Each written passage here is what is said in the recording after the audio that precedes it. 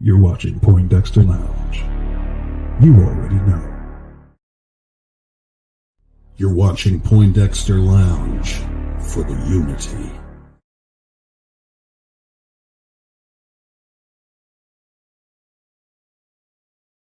And now I'll make the point better. This joint's clever. In the lounge with Poindexter. So Poindexter Lounge, you know that we can get it in. And now I'm headed up like I'm Led Zeppelin. Why don't you set aside an hour or two? We'll have a few drinks and a cup of coffee. I don't drink.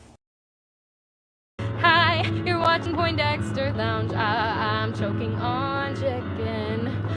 Hi, you're watching Poindexter Lounge. Do you like nerd stuff? Yeah? Then you'll love this. You never know what might happen or who might show up at the lounge. I just want to thank you for being here and being my friend. It's always good to have someone you could count on, and I'm glad you're that for me. Yo, hey yo, hey yo, hey yo, hey yo, hey yo, hey yo, hey yo, hey yo, hey yo, hey yo, hey yo, hey yo, hey yo, hey yo, hey yo. Hey, yo.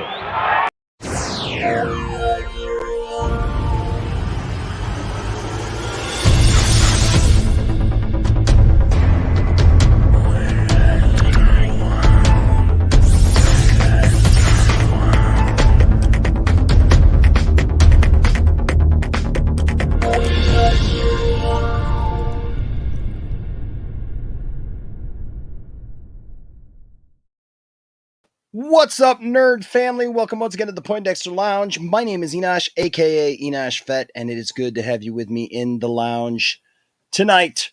Thank you for being here. I appreciate you guys being here. I really do. I appreciate you guys stopping by, no matter how long you guys get to stop by for. It means the world to me that you guys would take some time out of your day and spend it with me. Now, look, if this is your first time to the lounge, welcome, and we're glad you're here. But if you're wondering what this is all about, look. The Poindexter Lounge is a place for nerds. It's a place where you and me can get together and talk about all the things that we love, things like TV shows, movies, games, sci-fi, fantasy, comic books, superheroes, toys, and so much more. And if those are things that get you excited, if those are things that you just live for, hey, you found the right place. I'm telling you, this is the place for you.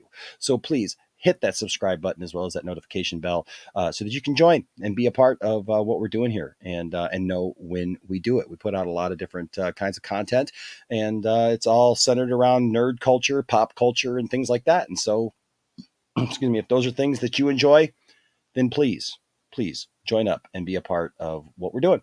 We'd just be glad to have you here. Before we get started, as always, excuse me, I'm still recovering a little bit.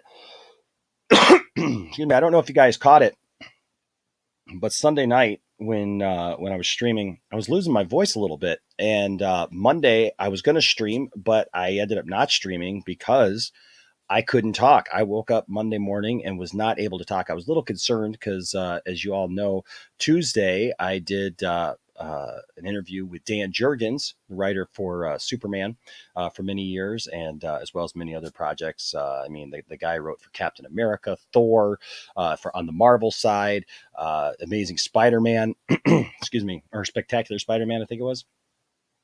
And then also Superman, Batman Beyond.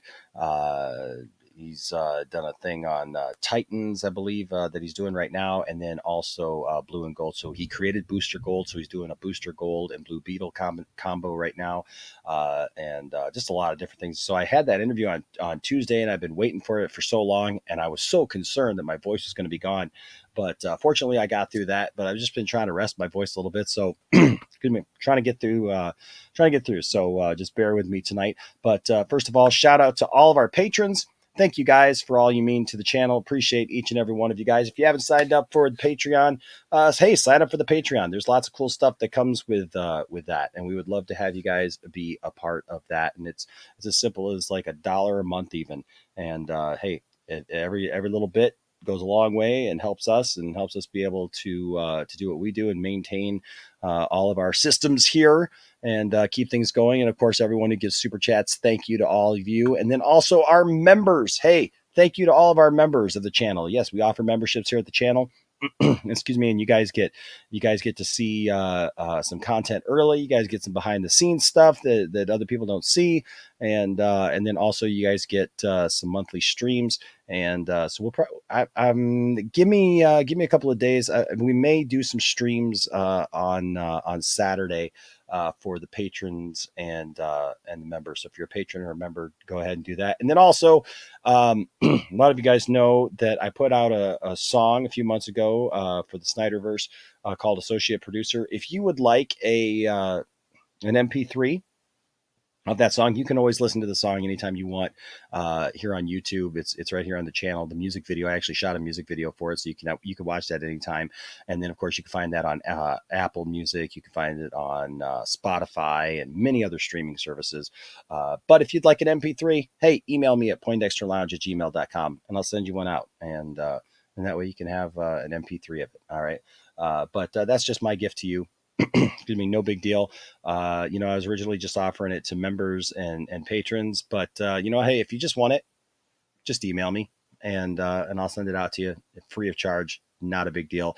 I am kind of testing the waters a little bit with that because I always want to give something back. I appreciate you guys so much, those of you who watch, and also, obviously those of you who support the channel in any way financially.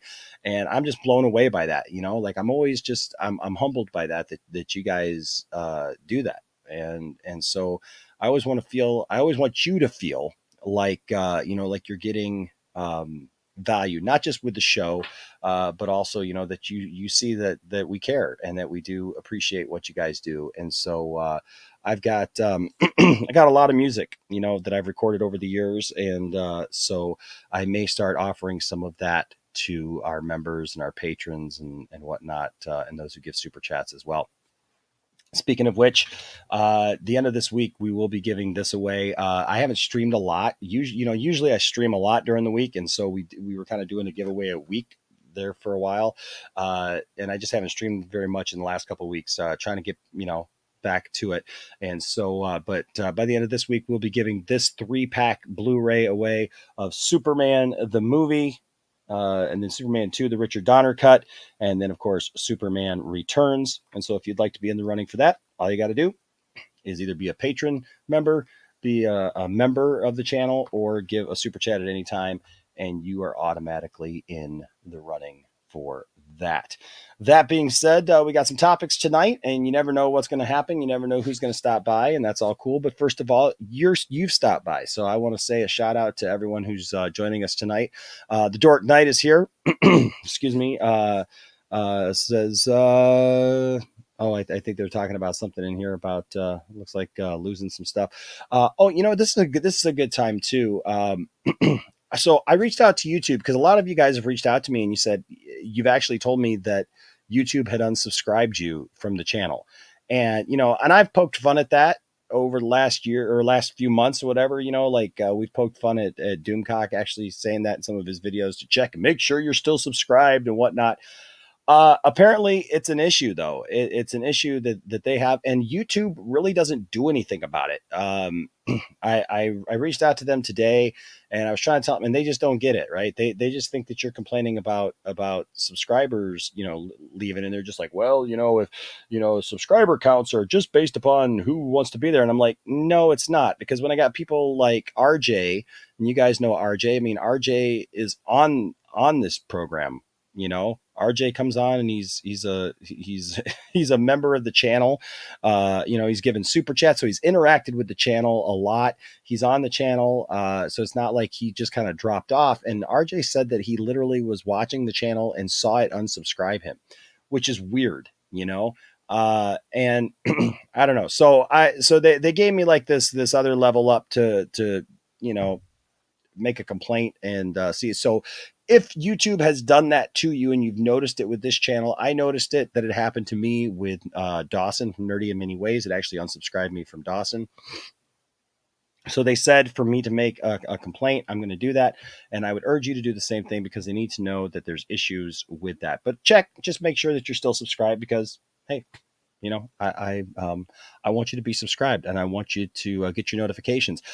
Tiffany is subscribed, my wife, and last Friday we did a video and she didn't get the notification until Saturday, which is weird. It's just weird, but it is what it is. So anyways, that was just a little side note.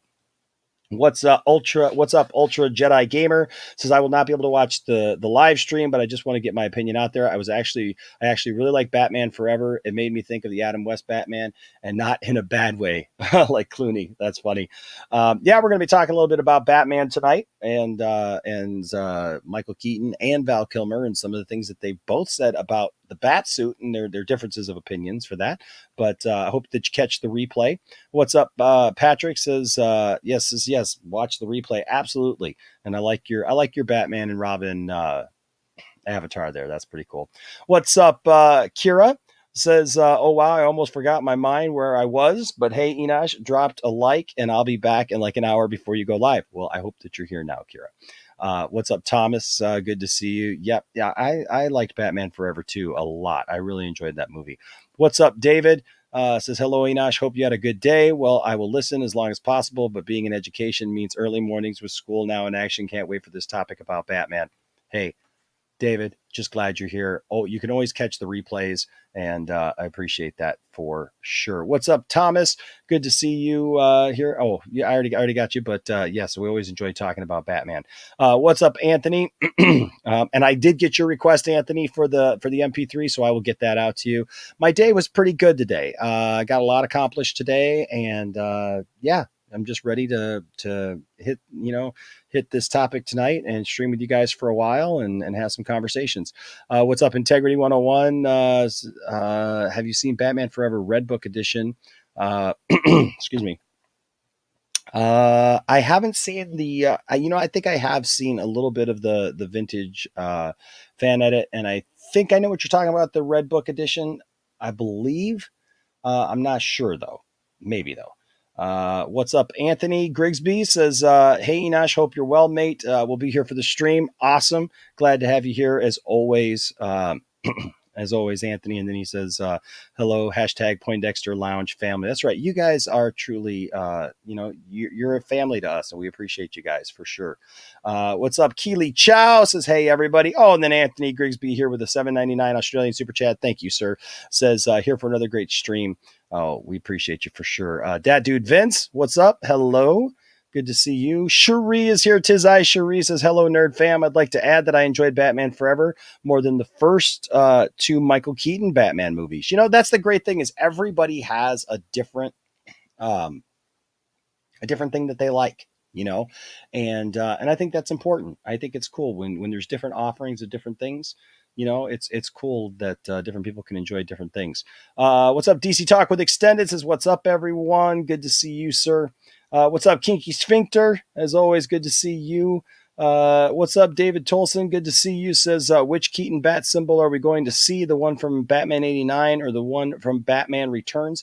Well, if it says anything what Andy Muschietti put out a couple months back with the picture of the bat suit, it looks like it's probably going to be the one from Returns. It looked more like the one from Returns. I like the one from 89 a little bit more, but hey, we'll see what we get. Hey, we're getting Keaton in the bat suit, so that's kind of cool. What's up, Geek Studios? Good to see you, man. You and I got to touch base, man, because I need to get on your show, man, and do that interview, man. So we'll let's make that happen this week. I apologize. I've just been my day's been really crazy lately, so I apologize. But you're on my radar, bro. I promise you. Integrity 101. Yes, I already think I already said hi to Integrity, but it says Batman Forever had a lot of firsts. First time meeting Gordon on a rooftop. First time using sonar. First time Bruce, not Bat, fights on screen. Yes, first Batcave break-in. Val had a ton of screen time. He sure did, didn't he? That's a lot of things I hadn't really thought about. But that's some good things to point out there, actually. All right, let's see who's in here before I bring my guest in here. I see you back there. Let's see. Anybody that I've missed here? Oh, what's up, Paul? Good to see you, Paul. Says, hey, Enosh and chat. Good to see you as always, Paul. Let's see. JP Frazzler. I'm sorry. It always looks like Fraser to me. I apologize. But JP Frazzler says, enjoying some Canadian beer while watching the lounge. There you go. Enjoy the beverage of your choice while watching the lounge. You know, we serve it all up here. For sure. Oh, hey, is it Cherie's birthday? Aw, Cherie, happy birthday to you. I wish I was in full voice because I could sing for you. I mean, I can try, but happy birthday to you. Happy birthday to you. Happy birthday, Cherie. Happy birthday to you.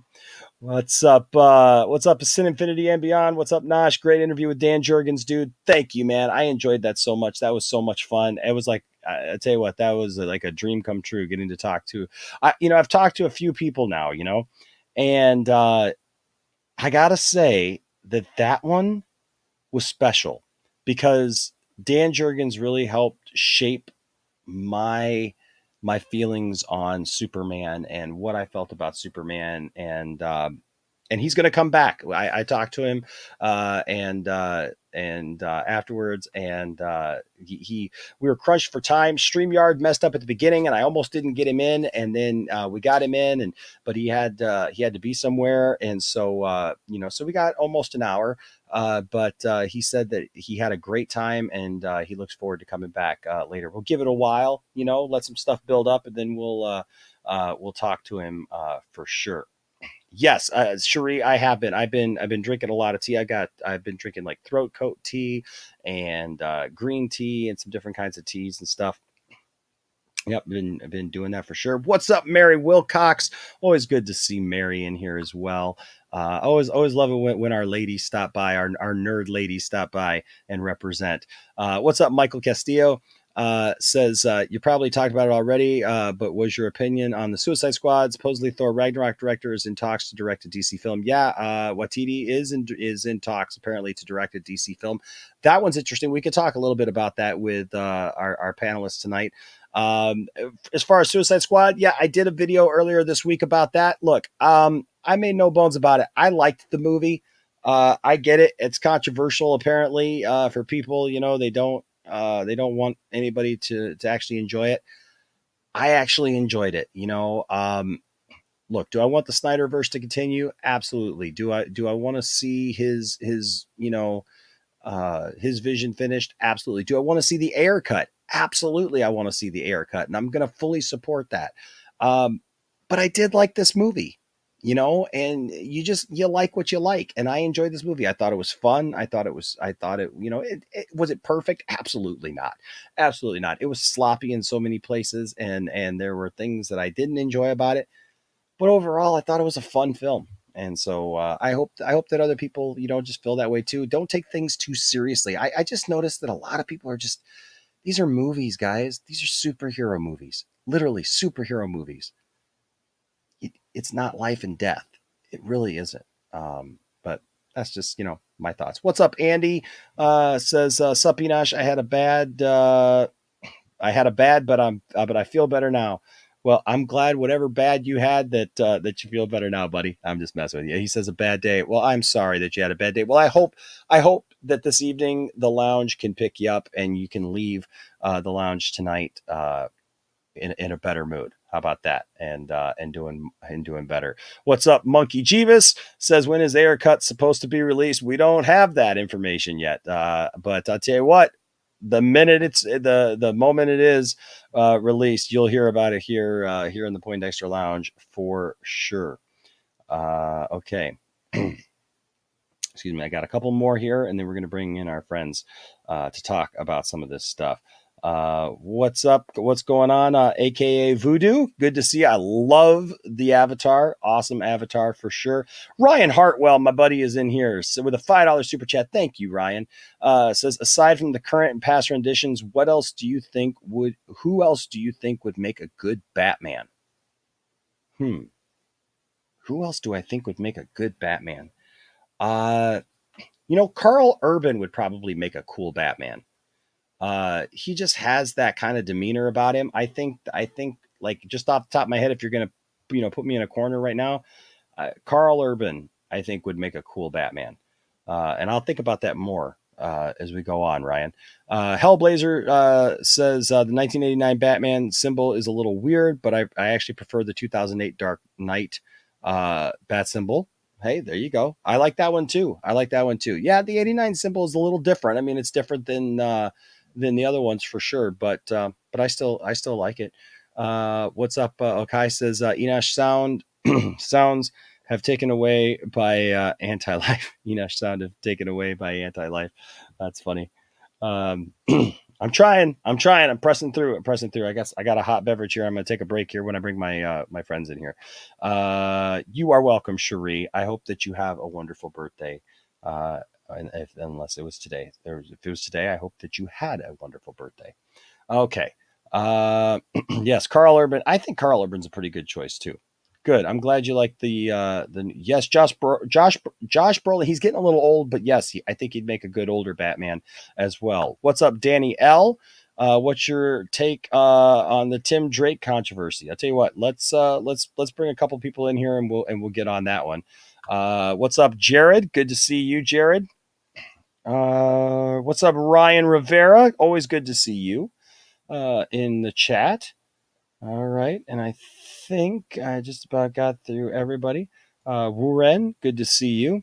Got to say, I love Suicide Squad. Yeah, look, we love what we love, right?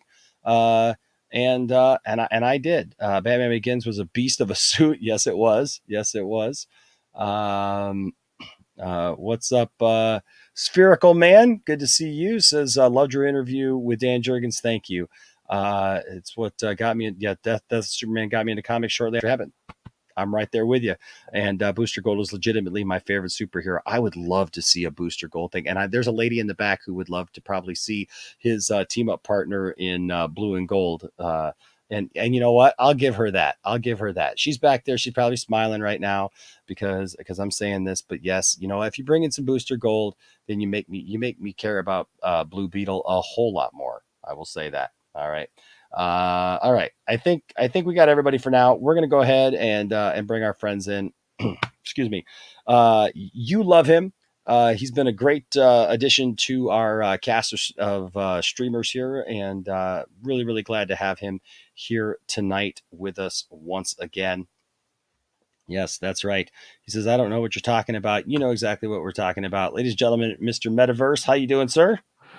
I'm doing good, and that was in reference to I asked the question that normally comes with a birthday to Cherie, and then she said it before I could get that out. But oh, well, there you go. There you go. It's all good. It's all good. Welcome. And then also the lovely Miss Saggy Melons. How are you, Miss Saggy Melons? Maybe Saggy Melons. Maybe Saggy Melons, maybe. I may be Saggy Melons, but hello, everybody. Well, how do we know for sure? You don't. You can only assume. Well, okay. Well, I'll assume you're Saggy Melons until I think differently. Excuse me. Well, it's good to have you guys here tonight. So you know what? So let me go back up to this. Danielle had this comment. Have you guys seen this? And I don't know. I guess. Hold on a second. I don't like that background. Hold on a second. I put that as the background. Hold on a second. I want to get that changed. Give me just 1 second. See, I could do that, or we'll just do that. That's just make it simple, so it's not too busy. I don't want it to be too busy. Okay. So yeah. So it came out this week that Tim Drake, who is the third Robin. So there was Dick Grayson, and then there was good old Jason Todd, and then Jason Todd kind of died. kind of died for like 20, 30 years, and it's getting blown up in a warehouse. It's only kind of dead. Exactly. Hey, by the way, what's up, Gary Lee Fowler? Thank you so much. I'm so glad that you're still here and upvoting. Yes, please, if you would, guys, before you leave tonight, make sure whatever time you leave. If you stay for the whole thing, great. But if you have to go at some point, please make sure to hit that like button. before you go. Okay, so but then there's Tim Drake, and it came out that Tim Drake is apparently bisexual. And there's some I haven't really seen. I'll be honest with you, I haven't seen anybody be negative about it, so I didn't know that it was a controversial thing. From what I had heard, they'd been teasing it for a while, that he was, and now apparently he is. I don't know. To me, it's in the early days of Tim Drake, I don't think that it would have made a lot of sense, maybe because they never touched upon it. And so it's kind of hard to determine with some of this stuff, especially when they change characters like this, because if they weren't created specifically with that intention, it can appear forced. It can appear to be something that they just do, to a character. It's almost like they just chose randomly a character, to make bisexual or gay or whatever. But there are also some characters that look, like just like in real life, we don't know, that they are that until they come out. So, I don't know. What are you guys' feelings on Tim Drake? Go ahead, Matt. You can go first. Oh, that's a bad idea, but I'll do it anyway. Oh, so you hit it kind of on the head, Enosh. I had to look up his debut. Tim Drake, I believe, if my sources are correct, which Wikipedia, so bear in mind that, he debuted in '89. Yeah. So he's been around for about 30 years at this point. Niner in there somewhere. Yeah. Oh, well, the best way to remember it is same year that Keaton's Batman came out.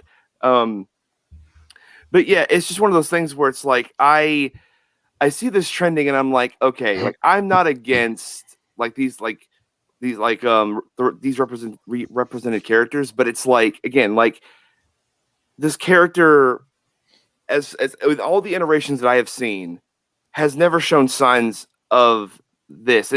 I look at it the same way that Marvel did with Iceman. I can't help but to, because they turned Iceman, gay for a few issues, and then when they didn't sell, they turned him back straight. And it's just it's just like I can't. I hope that this isn't disingenuous, but with how certain things have been done in comics with this type of stuff, like I would have preferred if they'd created like a new character that would have been add that character to the Bat family even. But I don't know. Like I don't hate it because of what it is. I hate it because of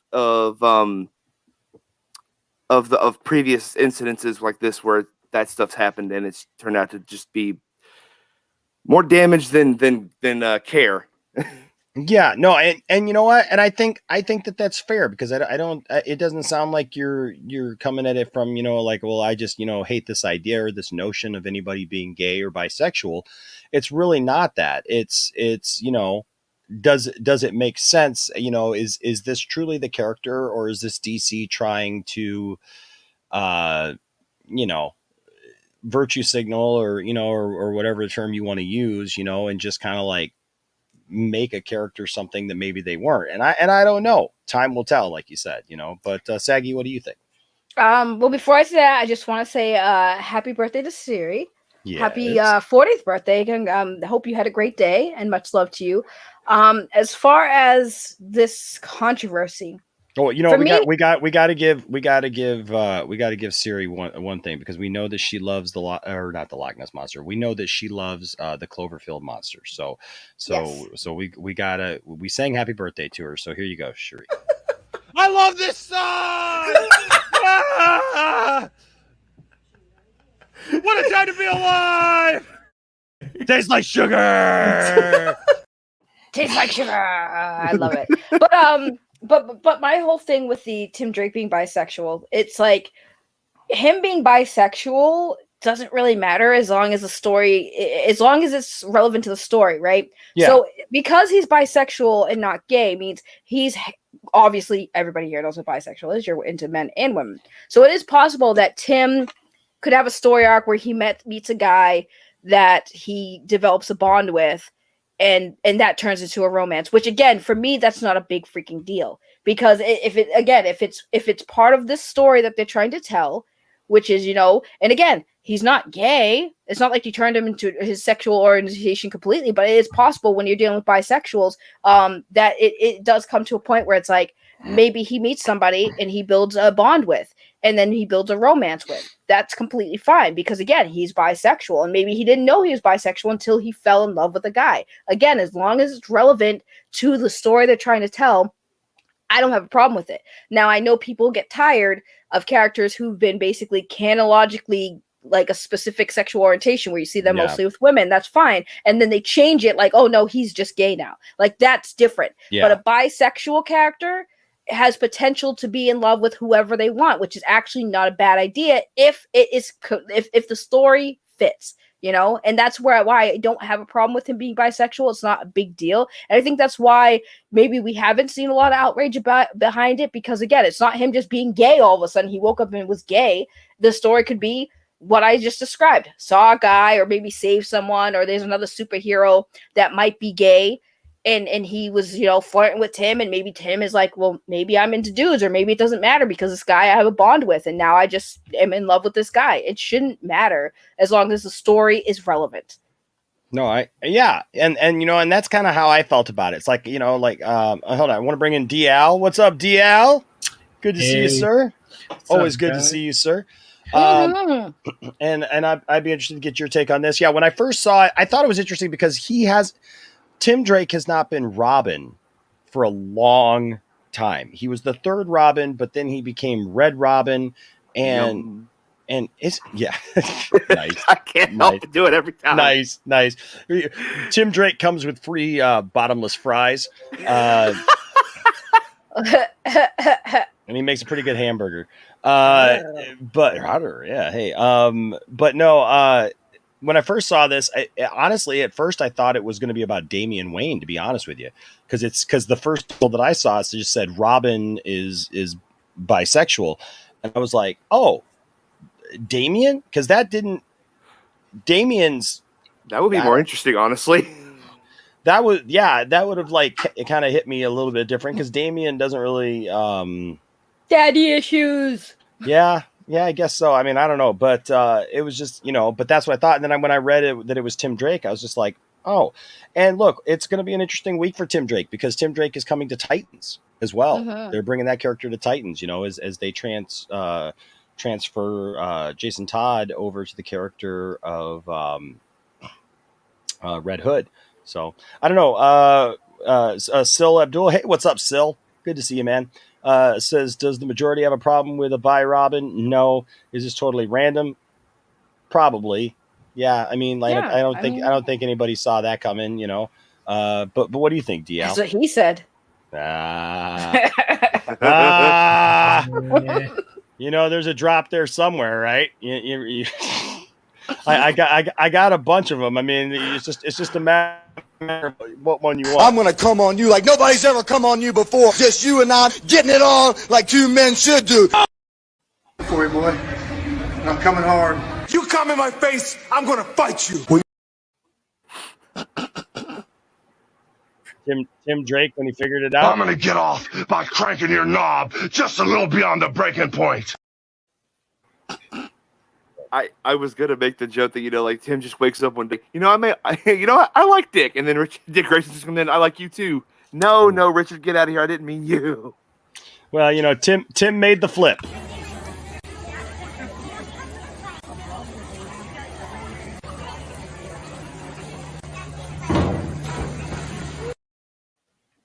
By the way, I don't know how popular Tim Drake was. I didn't really care for Tim Drake as a Robin, to be honest with you. Mm-hmm. I liked Jason Todd, obviously Dick Grayson.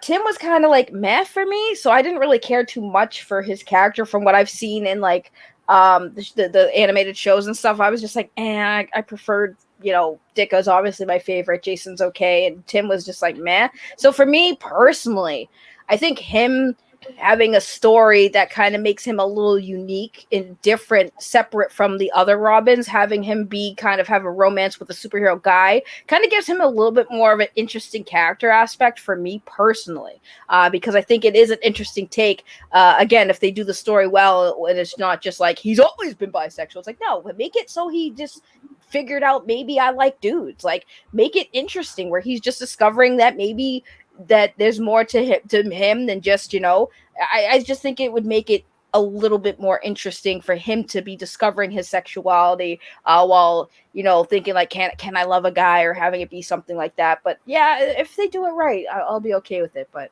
I never know if Tim Drake's a popular character with the masses, because he's always, so the way it goes is like he's supposed to be the smartest of the Robins, like in terms of like acumen, close to Bruce. He's what comes close to that. That's why yeah, 'cause like everyone loves Jason more so as Red Hood than when he was Robin, and Dick Grayson's always been, you know, popular. But yeah, wasn't that why they voted Jason off to be killed in the yes, first place? yes, and DC has never done something as that hard ever again. Dude, I will actually give them props for that, because that was a really interesting way to kind of be like, hey, so we're gonna let you guys decide if you want this character to live or die, and everyone's like, nah, we don't like him, just kill him off. They're like, okay, we're gonna kill him off, just like you said, but then he comes back more badass, and you're just like, I did not see that coming at all. I thought that when that happened, I was like, oh, so the fans killed him off, and then they were probably like, whoa, wait a minute, we killed this dude. Why is he back? Oh, he's more badass. Cool. Yeah, you know, I'll be honest with you. I liked Tim Drake when he first came out, but you know, like I think his popularity waned over time. You know, and that's why they ended up introducing new Robins. But Dial, what was your opinion about all this, man? Okay, so okay, I guess I'm the only one that Tim Drake is actually my favorite Robin. So nice.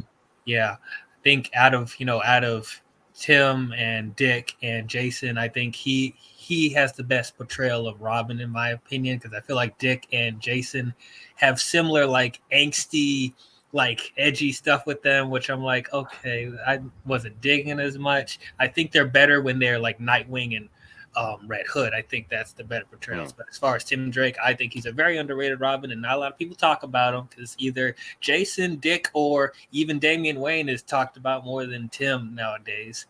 As far as you know, him being, you know, bi or whatever, I'm indifferent about it. Like, I'm not mad at it, but I'm not. I mean, I think it's kind of out of left field a little bit. But I'm similar with how you guys are. If the story is good, then if it fits the story they're telling and it doesn't feel unnatural to his character, I'm fine with it. Meta, you talked about when they turned Iceman gay, it was a similar thing with that too. It's like, you know, it didn't really affect his character all that much. I think people were getting angry with that for no reason, but it's like, as long as it serves the story, I'm fine with it. But it's another thing where it's like, are they doing this because it'll make the character better, or are they just trying to force some representation in there? That's kind of the thin line we're trying to figure out. So I don't know. I'm all right with it, I guess. Like for me, it's so like the thing with Iceman, like I am for the opinion, you know, people say representation matters, and I agree with that. But then you do stuff like you did with Iceman, and that does damage. Versus, you know, I don't know how far. When I think there was an actual like wedding in the comics, but I know that like Wiccan and Hulking, I think they got married. I think they did. Like it's like the teenage version of Hulking, and yeah, the teenage like because like Wiccan is one of Scarlet Witch's kids, and then I don't know where Hulking comes from. Yeah, but yeah, like they did a whole gay wedding, and like I didn't hear any uproar. Like as far as I'm aware, it was celebrated actually. You know, because it's like proper representation for the LGBTQIA community. You know, like it's just I cannot stand disingenuousness when it comes to representing these groups. I think it's different if they just turned a character like gay or lesbian. Bisexual, it seems like a middle ground where, again, we're having a character who could just be figuring out that they also like another thing, as opposed to just being like, oh, well, now the character, you've seen this character with women and now all of a sudden they're gay. And it's like, but bisexual, you can actually have a fair representation where you can have a relationship with one or the other, and it should be like fine. Like, personally, for me, I understand where people are coming from with when it comes to like, oh, I'm tired of them doing this because it's representation, blah blah. But when it comes to bisexuality, you can have characters be bisexual, and again, if the story is told in a proper way where it doesn't seem like it's forced, it just seems like the character is, like DL said, just kind of does it naturally, where again, the scenario of a relationship with two people of the same sex, and they get close and then it buds into a romance. I think that seems more natural than just all of a sudden, oh, hey, guess what? Iceman used to be with chicks and all of a sudden now he's with the guys. So, I mean, so I think with bisexuality with Tim Drake, I think it seems more rational and, like I said, more interesting, because it does open up the possibilities for him to build relationships with certain characters, regardless of their gender. So it does make him feel more authentic than just having him be all of a sudden like, hey, I just want to be with a dude, Right, and I agree with you, Saggy. Let me put it this way: I just don't have faith in the writers, because, like you said, like if they're able to write it naturally, like he discovers himself, that's fine, because that's representing real life. But the way that writers always do it is, it's like, from, like you said, like, oh, I guess I've always been this, and that. It's like, oh my god, like I don't think that the writers understand how to write that type of life event, if that makes sense. Right. That's just me, but like it's always like you said, it's like it comes off as like a bad like commercials. Like, you've seen this character like this, now see him like this, and it's like, that's not how this is supposed to be. Well, if they just throw him into it, right? So say the story comes out and they just throw him into it, like, oh, he's just with this dude or whatever. Like, that to me would be like, okay, that would be considered, I would say, for you, like, disingenuous. But if they do make the story where he gradually like starts developing feelings for someone and just starts realizing, like, I can have this romance with this person, but he's a dude, so but I just have this passion for this person that I met. It shouldn't matter if he's a guy or not, and just decides to be in a relationship with him. That to me would feel more like, as again, more authentic and good storytelling. Because again, if we're talking about how they're going to portray him as a bisexual, are they just going to open up with like, he's been with this person for X amount of years and no exposition to like how that happened? Because I'd rather see a more detailed story and explanation as to how these characters came together and how the romance kind of came to be, if we're going to turn, like, basically have him come out as he's bisexual, instead of just be like, oh, well, now he's banging dudes. It's like, wait, what? Well, we have actual footage. We have actual footage, Saggy, of the moment that Tim Drake figured out that he was bi. Like, it's a massive thing, and so I want to see his thing. I honestly thought you were going to play the one with the donkey getting inflated there, but no. You pulled an M. Night Shyamalan. You subverted my expectations. I love that clip. That is my favorite clip of all time. So I want to see his thing, and Enoch's like, what? What? I mean, did he ever see that thing though? I don't know if he did or not. Pound it. Yeah, we need to know if he actually ever got to see his thing. Who knows? On Mad Max's stream, you missed something that was clip worthy. What was that? No, DL, don't, please. I want to know what happened, please. No, DL, I don't know. Elaborate. I don't know what happened. What happened? Who did it? What? Who did it? Why'd they do it? I don't know what you're talking about, sir. I wasn't on Mad Max's stream. What are you talking about? You sure were. I don't know what he's talking about. He's talking nonsense, Enoch. What Confess is your happening? sins. What did you do, Saggy? I did nothing. Why? Why are you playing coy, Saggy? I don't know what you do. I don't. You claim to know what I said, and now you're asking me. Is it me? No.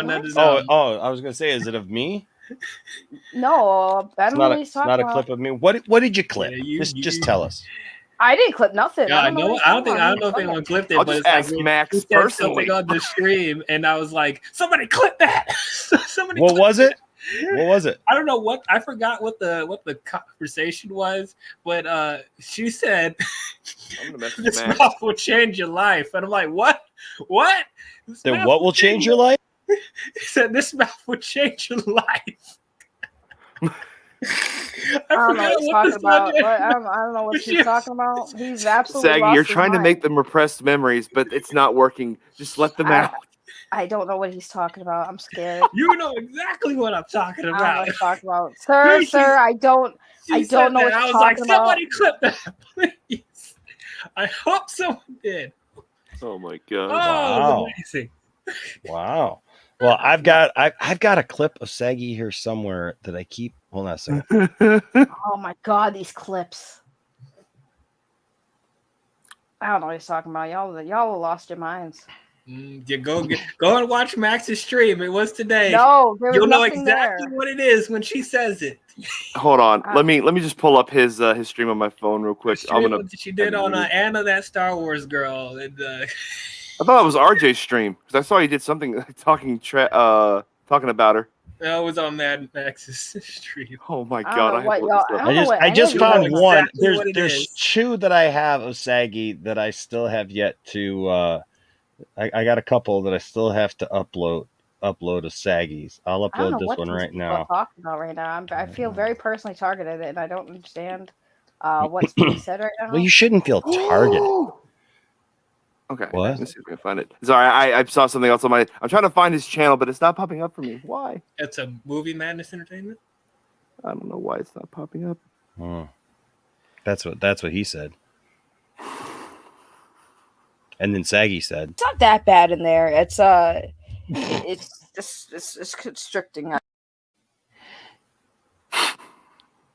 What? I didn't even understand that one. Yeah, I don't understand that one either. What did I say? It's not that bad in there. It's constricting. I don't even know. I don't even know the context of that either. That's me. And I don't even know the context. The name of the stream alone makes me laugh. I don't even my remember God. the context of what that was for reference. So I feel like it was a dirty God. reference. DL, please tell me you remember the timestamp. Please tell me. Oh, hold on. Let me see. We don't need to listen. We were talking about bisexual Tim Drake, so I don't know why we're getting sidetracked now talking about some stream that may or may not have happened, and I may or may not have said something. Max is a goat for naming this video. This is hilarious to me. I don't. What? I plead the fifth. What if a girl watches too much Jeremy from Geeks and Gamers?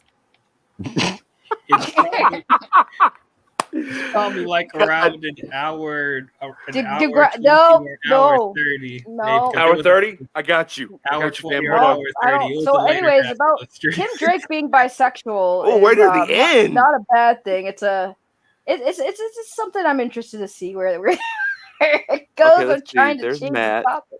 There's Okay, so, crap. Matt I found it. I found found the it? most controversial one from Saggy. I found Saggy's most controversial one that I had to. Yeah, I found it. Hold on a second here. I gotta upload.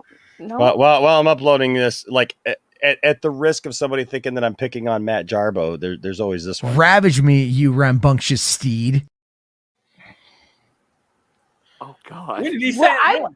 Where's the context? Oh I need God! context. I don't know, but this is. I know you're gonna remember this one. I want it in my stomach. I want it in me, not on me. Whoa! Hey now. Whoa! I do want it in me, not on me. I'm just saying. Phrasing, if even.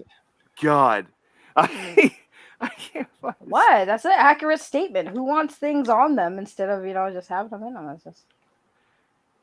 That being said, yeah, so I wasn't even planning on talking about that tonight, but it is a story that came up today, and I think that time will tell. If the story's good, it'll be fine. If the story's not good, then it'll be an issue. I'm still stuck in like a few years ago when Marvel thought it was a good idea to create characters named like Snowflake and Safe Space. Like my brain. That was awful. That was so cringe. Oh my god. But speaking of Batman, and speaking of people, whoops, drop my phone here. Okay. Speaking of people who like to slip in and out of the bat suit, this was talked about today. A couple of different takes on getting in the bat suit. I thought this was really interesting that both these stories kind of came out around the same time, because you had one here where Michael Keaton says that slipping back into the bat suit for the Flash movie was shockingly normal. I really like the fact that we found out he is definitely going to be in the suit. I can't wait to see that first picture. I know there's some people who are like, 70-year-old Batman. It's still Michael Keaton. Like, do you not love The Dark Knight Returns? Michael, I know Michael Keaton is very spry, anyways, and so I'm looking forward to this. I know that there's some people who may have an issue with it. I'm not one of them. Michael Keaton hadn't suited up as Batman in nearly 30 years, but wearing the cowl felt shockingly normal to him on the set of The Flash. Wearing the batsuit is like riding a bike for fan favorite Batman actor Michael Keaton. As every fan of The Dark Knight knows, Keaton famously played Bruce Wayne in Tim Burton's Batman in 1989, a role that he reprised in the 1992 sequel Batman Returns. Keaton hasn't played the superhero since Val Kilmer took over the role for Batman Forever, though many fans still consider Keaton's Batman to be the best of them all. For years, fans had been calling for Keaton to reprise his role as an older Batman or older Bruce Wayne in a new Batman movie. It has since been revealed that he'll finally play Batman once again with a special appearance in The Flash, the upcoming DC films movie starring Ezra Miller reprising the DCEU role. Incorporating multiverse elements into the story is what will allow Keaton's Batman to show up alongside the DCEU's Batman played by Ben Affleck. Now, it says production is currently underway on The Flash, and Keaton has donned the cape and cowl once again for his return as Batman. In a recent interview with Jake's Takes, host Jake Hamilton, Keaton was directly asked about how it felt to put the Batsuit back on after a 3-decade hiatus. As Keaton explains, he was rather surprised by how natural it felt to be back in the suit, almost as if Batman Returns was just released last year. It was shockingly normal. It was weird. Like I went, oh yeah, that's right, Keaton said. The actor also spoke about how putting on the Batsuit flooded him with memories of playing the character so many years ago, which he found to be interesting. Keaton stops short of officially confirming if he'll say his famous "I'm Batman" line in the movie by pretending he didn't hear the question, but it seems to be more likely than not that we'll hear it at some point. And then it just goes on to talk about the movie. I'm wondering, show these Pale fans how it's done, right? Let's see. Let's see. Let me go back here. Whoops. I'm gonna have to. I want to play this real quick. But I got to take it out and put it back in. Hold on a second. That's what she said. Oh, hey now. Clip myself on that one. But I got to share the audio. Okay, so there we go. Put it back in. Here we go. Have you said the words "I'm Batman" yet?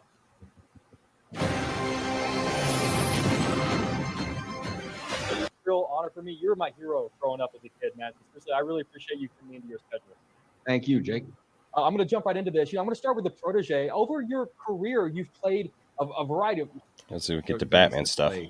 Internationally, Europe. Well, here too, but Europe.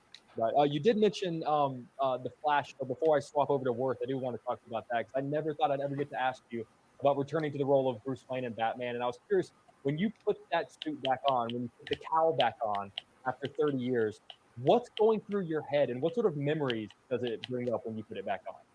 It was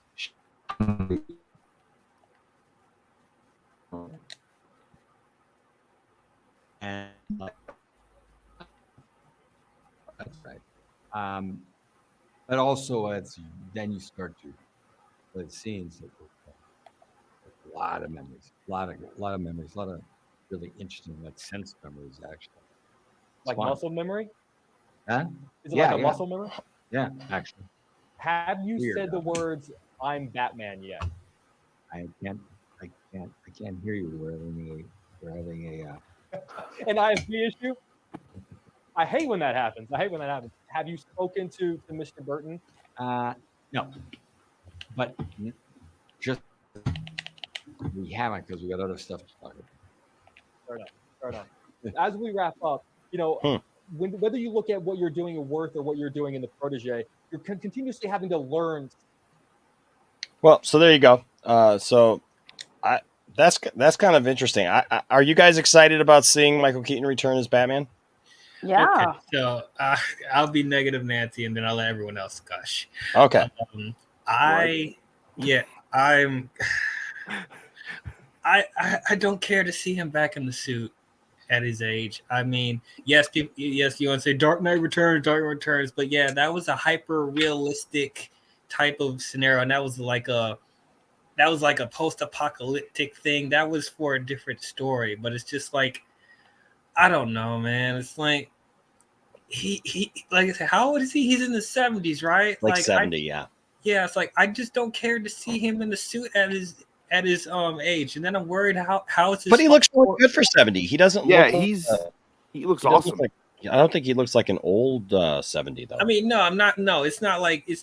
No, I'm not saying he looks like crippled or anything, but it's just like, I don't know. I'm just worried about how. I'm sure they're not going to make him.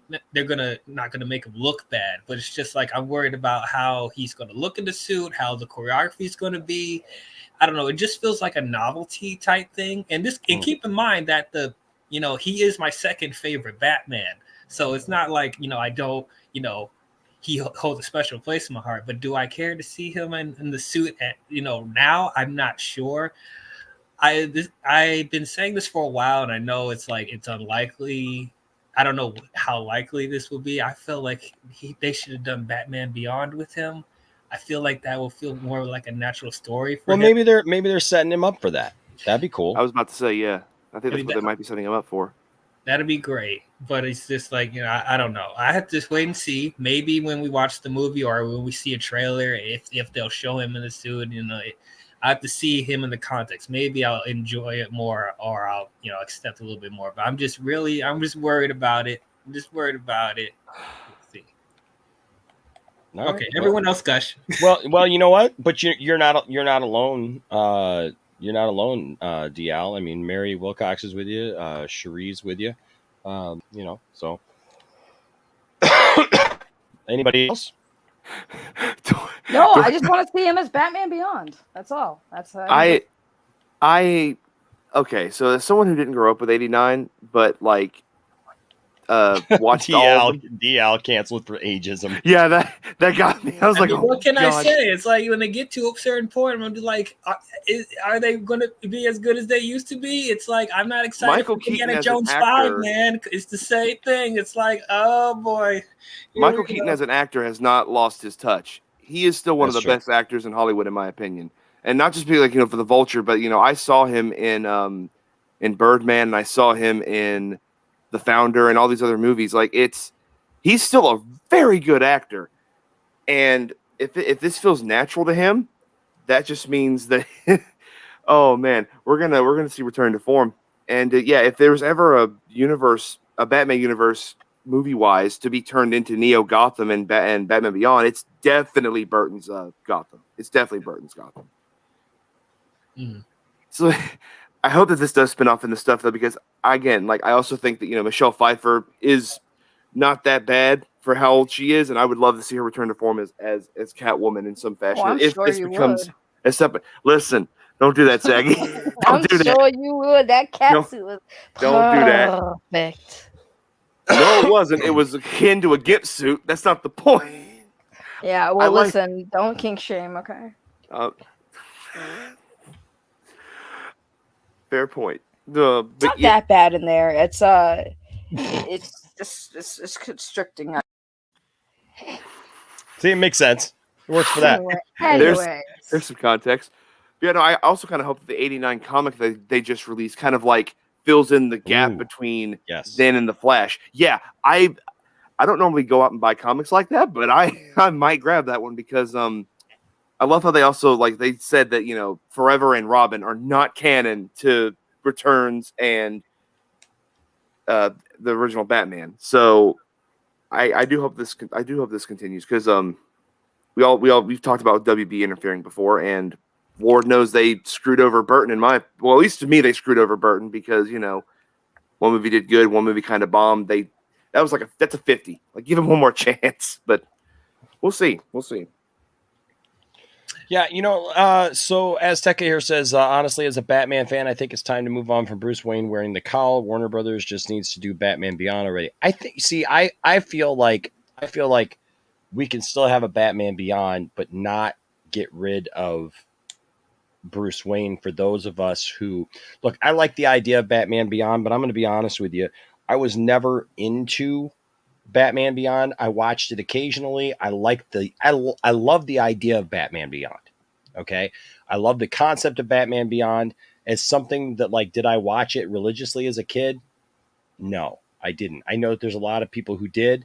But I would catch it and I would enjoy it. I would catch it and I would raise it. I would catch it every once in a while and I'd watch it and I'd enjoy it, but it wasn't like a must see for me, as a kid. So I'm kind of either way. Now I have said for years that I wanted to see Michael Keaton come back and do that because I think that totally fits for him. Right. Especially with the animated series kind of being the precursor to Batman Beyond, the animated series was kind of that spin-off of, Keaton's original, thing with Tim Burton. So, so I feel I always felt that was a natural fit. If he was going to come back as Bruce Wayne, that would be a natural fit for him to come back and be that Bruce Wayne, that older Bruce Wayne to a Terry McGinnis, whatever. But, even that, I want to see that done right. We've heard all these crazy rumors, of oh yeah, but they're going to do Batman Beyond, but it's going to be Batgirl instead. I don't want that. I don't think anybody wants that. Nobody wants that, so it's so hopefully those are just crazy, stupid rumors, because I think all they're going to do is just piss a bunch of people off if they start doing stuff like that. So, the thing is with that, it's another reason why I would want that is I've been saying this before. I personally feel like I'm getting Batman fatigue, not because I'm getting tired of the character itself. It's just the fact that when it comes to movies and stuff like that, they keep doing the same thing over and over again. We have yet to see another reincarnation of the Bat family, or do a different legacy thing like Batman Beyond. They keep going back to Batman by himself. It's the beginnings of him being Batman, origin, whatever, and it's then Ben Affleck's Batman is giving us a glimpse of something different, having an older Batman, and yes, a Bat family exists somewhat that they could expand in other movies, but they're not doing much with that either. So it's just I am cautiously optimistic about the Matt Reeves Batman movie, but it's it's the same thing again where Batman. I agree. See, I agree, Dial, and I guess that's my problem with that is that everybody is talking about how cool this Pattinson Batman looks and everything, but honestly, I'm sitting back kind of saying to myself, well, what's so different about this? Because honestly, just from the trailers, and I'll let you say Metaverse, but just from the trailers that I'm seeing, he doesn't really look any different. It just looks like just another take on the same material. Now, look, it could be I know that they're saying, well, he's going to be a detective in this one, or he's going to do this and that, and that's cool. And look, I liked seeing him actually kind of standing there with the with the police and with Commissioner Gordon in there, and kind of having that conversation. I think that that's cool, but I don't know that it's some huge. It doesn't look, just on the outside of it, it just doesn't look like, oh, this is some crazy new take on it. I agree with you. I I would like some of the Bat family. I would like to see that expand. You know what I mean? Like get a Robin in there, do Robin right. You know, like do that character right on screen. I mean, we've only really had one on-screen Robin with Chris O'Donnell, and I thought the costume was great in the first one. The second one, they tried to do like a Nightwing thing, but it really didn't work for me. Just made him Nightwing. Yeah, well, and that's the thing, and they didn't really go serious with it, you know, with Batman and Robin. So it was weird, right? So, and also consider the fact that I'm sorry. No, go ahead. Go ahead. Also consider the fact that Batman has the best rogues gallery in comic books, in my opinion. Yeah. And they only scratch the surface with the films. It's always going back to Joker at some point. It's like, can we expand on other villains? I mean, they tried with the Dark Knight films somewhat. Scarecrow could have been better. Two-Face could have been better. I know there's probably an argument for Bane, but even he could have been better. And He could have been 1,000% better. Say what? He could have been 1,000% better. Oh, yeah. I did not care for Tom Hardy's Bane. Yeah, I didn't care for it either. And then, you know, going back, you know, to the Tim Burton movies and the Schumacher movies, like, So, like, I do appreciate Matt Reeves is doing other villains other than Joker, but it's like, that's another issue that I have where it feels so repetitive because they always somehow go back to Joker when it's like, you have such an awesome rogues gallery. Use it, you know. Well, right now we just know that Penguin's going to be in it in some capacity, and Riddler's going to be in it, and they just kind of made Riddler like. Is it confirmed to be Riddler? Because like, I haven't. Yeah, I thought so. Yeah, I'm pretty sure it is. Because like, I think I said that thing on one of RJ's streams, but I think that a good first Batman villain. This has been done. The only time I've seen this be done is the animated series Beware the Batman, which isn't terrible, but I would like to see Anarchy be like a good first villain. I think it'd be interesting. Or eventually bring Hush to the cinema, because like you said, DL, like, yeah, Batman's Rogues Gallery is one of the best in all of comics. Mm-hmm. And as far as the Bat family goes, like, I've heard from sources that like the reason why is that like WB and DC don't even like, they know they're popular in the comics, but they don't know how that would transition to film and other mediums, which is why Gotham Knights, the video game, is kind of like an experiment to see how popular they are, because it's literally just, you know, the Bat family. Batman's not even in the game. It's Nightwing, Robin, Red Hood, and Batgirl versus the Court of Owls. So, but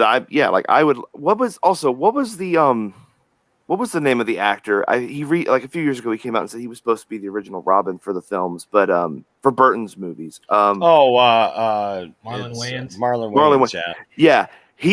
I think they said that his Robin is going to appear in the '89 comic. I think they said that somewhere. If that's true, that'd be awesome. That'd be interesting. Azteca here makes a good point, since we're talking kind of along these lines. Superman the Animated Series is finally coming to Blu-ray. Yes, digital this October. I got happy, and I actually wanted to talk to you about that, Enosh, because I know like that's a big thing for me, because I love that iteration of Superman the most. I love that iteration of Superman. I don't like the animation. The animation kind of. You don't like Bruce Timm's like animation style? I don't like that bulk. I don't like that bulky, like the blocky type thing. Yeah. Man. There's something about it. And maybe it's because I didn't like I've got the toys and everything, but like the toys couldn't stand up because they got these skinny little legs and they don't want to stand up on anything. Like literally I've got a Steel figure, from Superman, Steel, John Henry Irons, and his legs literally bend over so far that like you have to like bend him almost in half to just get that figure to stand up. It's so weird. Yeah. And there's something about that. Like, I don't really, I'm fine with it. Like I liked it better in Justice League Unlimited. I thought that they did a better. It was a lot more cleaner. Yeah. But like Superman almost looks fat in interesting in the animated series. Do you know what I'm saying? It's weird because like in Justice League, I think they made him wider than he was in the animated series. That was the weird thing. What's that? It's the weird because like I thought they made him look wider in the Justice League than how he did in Superman the animated series. Wider but skinnier, but like in like the actual cartoon, like his face is like rounder, his body seems like a lot more round. I don't know. Eyes are 2 dots. Are they trying to Are they trying to portray how a country boy looks? maybe I take offense to that. I don't know. Here's something, Ryan. So when I went to go see Suicide Squad, this is something interesting, and I'm starting to wonder what the heck is going on. When Tiffany and I went to go see Suicide Squad, we saw a second Batman trailer. Ooh. What? My son Isaac went with my other son Logan and his friends. They did not see the trailer that we saw. So I'm still trying to figure out what the heck is going on because there were some similarities, right, to that first trailer. There were some things in it, but there were some things that were not in that first trailer.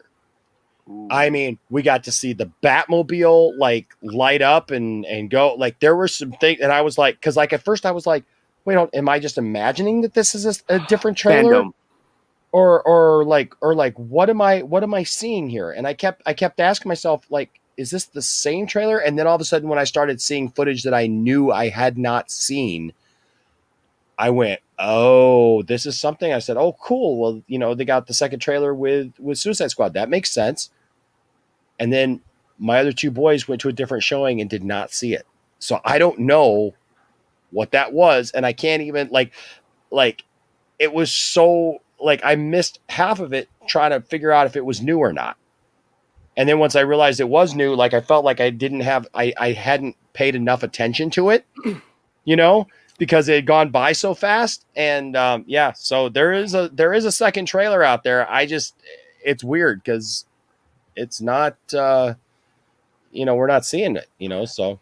As Tekka said in the comments, Fandom is like 2 months away. So I think they're going to show it at Fandom. I agree with this. Public Enemies is great. Public Enemies is really good. I really like Public Enemies. Okay. What? Go ahead. I was gonna add on to what you were talking about, Batman Beyond. I'm starting to think this, and it's like Batman Beyond for my generation. That was our introduction to Batman. Okay. That's your introduction to Batman. Well, I say that, like, for example, like my friend, he does not care for Bruce Wayne as Batman. He actually kind of thinks he can be kind of boring. But Terry McGinnis, he finds interesting because of how it literally takes like Gotham City and everything about it, like a snow globe, and just shakes it up. I will say though that, I think that I don't want to say I think it is a generational thing, but I kind of think it is because like it's at the dawn of the new millennium, and like it's kind of it's just one of those things that I think like. Oh my god, I'm losing my words because I'm. Oh my god! If you want to say Terry's a more relatable character than Bruce Wayne, say it. Terry's a more relatable character than Bruce Wayne. I think so. Well, yeah, because of like not all of us come from billionaire families. But yeah, I think that Terry. I actually would like to see like the ratio of like who would be for and who would be against. But I've been seeing Batman Beyond stuff since like 2012, 2013. People have been wanting this, so yeah, I do. I want Batman Beyond, and I've been saying this for a while. Like, don't get me wrong, I love Batman, I love Bruce Wayne, but enough is enough for me. That bat suit is fire. Right. Can we please get a new storyline in the Bat family? Like I said, I love Bruce Wayne. I'll never not want to see it in the future, but a break would be nice. It'd be nice to just explore all of these other stories that were within their respects amazing. Like Batman Beyond was such an out of nowhere story when they made the show. And when everyone was like, what the heck is Batman Beyond? And then it's like, okay, and then you watch it and you're like, oh my god, this is such a great story. There's so much going on. Bruce Wayne is still there. He's just not Batman right now because he's old. And it was just a great story. That's why when I first heard Michael Keaton was coming back as Batman, that was the first thing I thought. I was like, please let this be a Batman Beyond, because that would just be iconic. You know, and that's why as soon as when I saw Robert Pattinson, that's when I was really thinking, please let this be Batman Beyond. So I was pretty disappointed when I saw that it wasn't going to be like that, and I'm just like, Robert would have been a great Terry McGinnis. that's Robert what I'm would have been a saying. great Terry McGinnis. That's why I hate him as Bruce Wayne, because he looks perfect as a Terry McGinnis, and then you got Michael Keaton there being old Bruce, and him getting that high tech futuristic bat suit.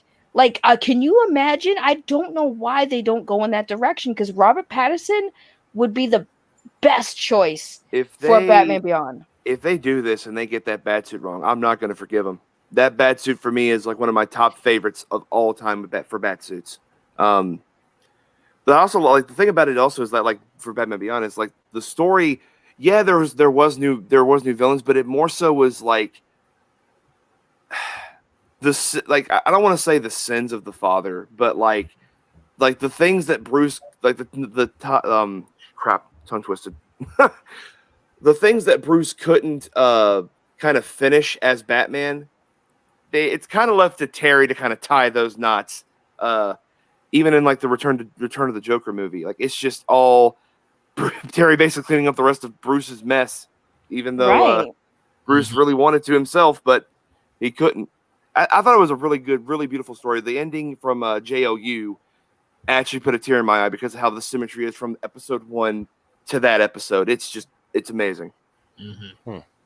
I just overall, it's just, I love Batman. I love Bruce Wayne's character. Like, I will never not love that character. But after so many decades of the stories just over and over, and yes, they've been a little different, and yes, Bruce Wayne hasn't always been like the same Bruce Wayne, but it's like there are so many other stories in the Batman franchise that need to be told and should be told, and it would just keep people very much interested, because again, I know everyone likes Batman, but for crying out loud, how many Batman and Supermans do we need before it's like, we get it?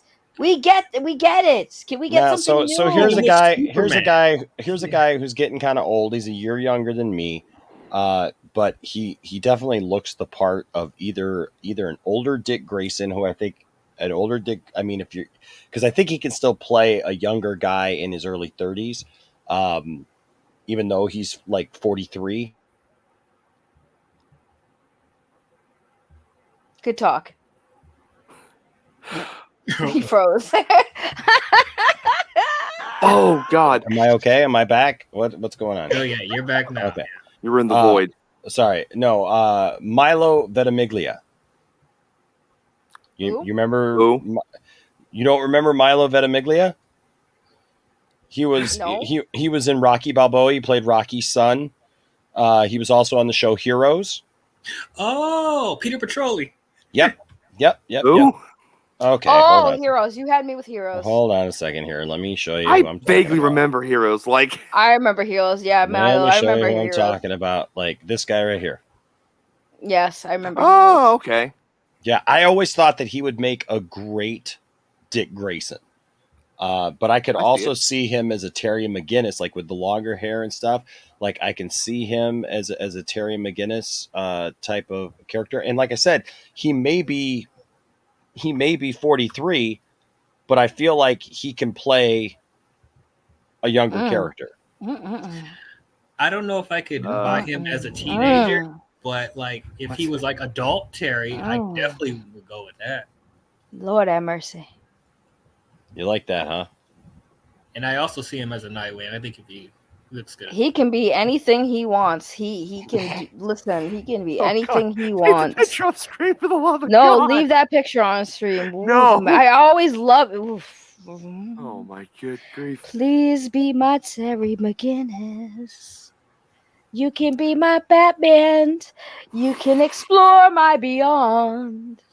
I thought you were gonna say. I want it in my stomach. I want it in me, not on me. Whoa! Hey now. God. Yes, I do. After seeing this picture, I forgot how dope he was. I remember I used to love him on Heroes. Hello, he was great. how you been? How you been, sir? Oh no.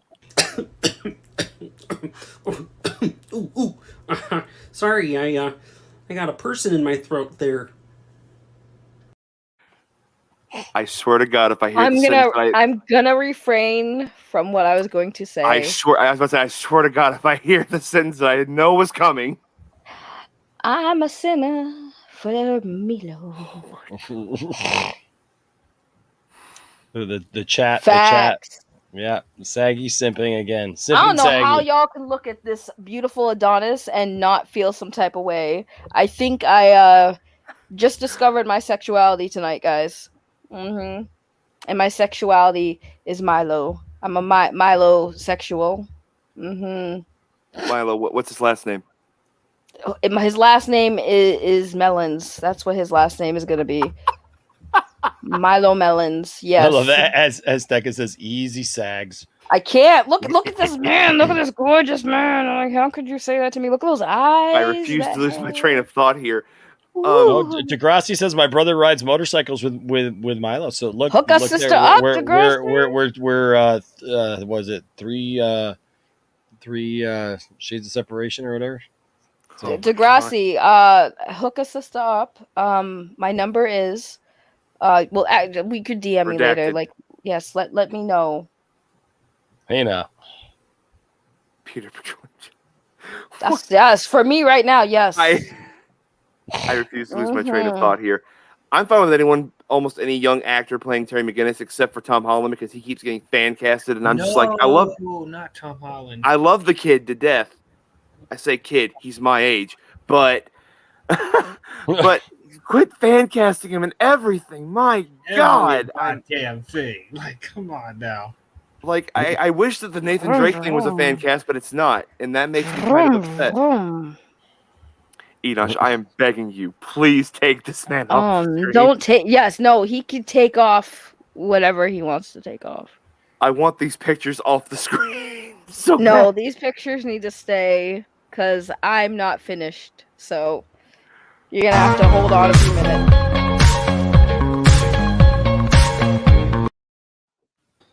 I didn't know that Saggy borrowed Matt's chair. I did. It's gotten a lot of use in the last few days. Well, you can't go wrong with a good cream pie. Oh, RJ.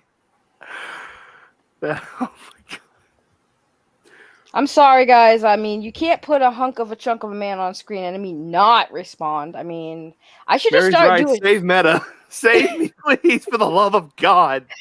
So a summer child, please. I think I'm gonna start doing a stream where it's like hunk of the day or hunk of the week, and I'm just gonna have like the hotties. Yeah, but you know what? Eventually, people will get tired of seeing me on your streams, though.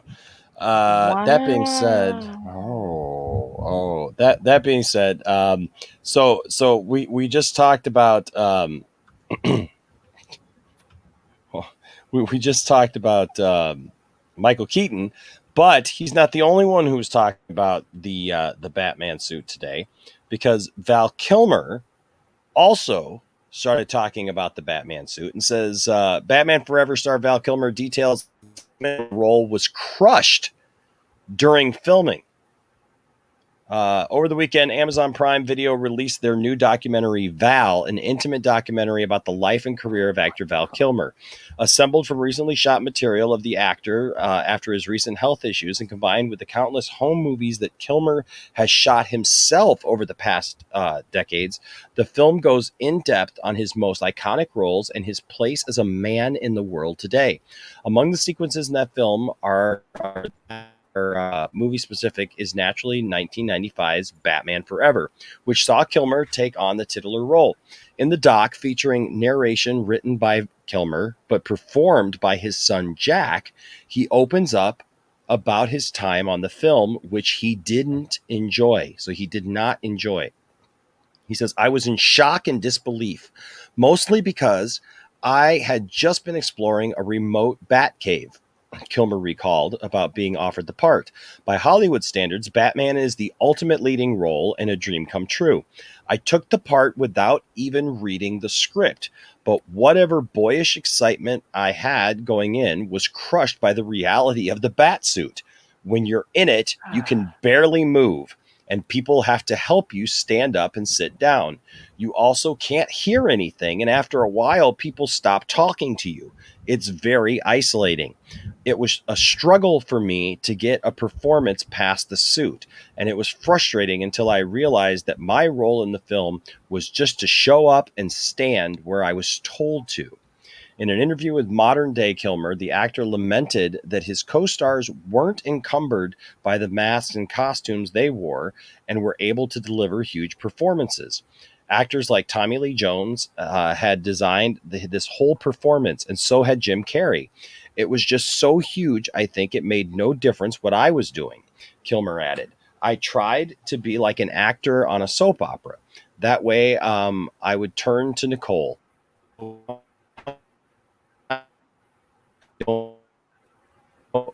I don't how they come up. I don't know. I think it's supposed to be, I don't know. I don't know how they come up with this style of acting, but they seem to go to soap opera school.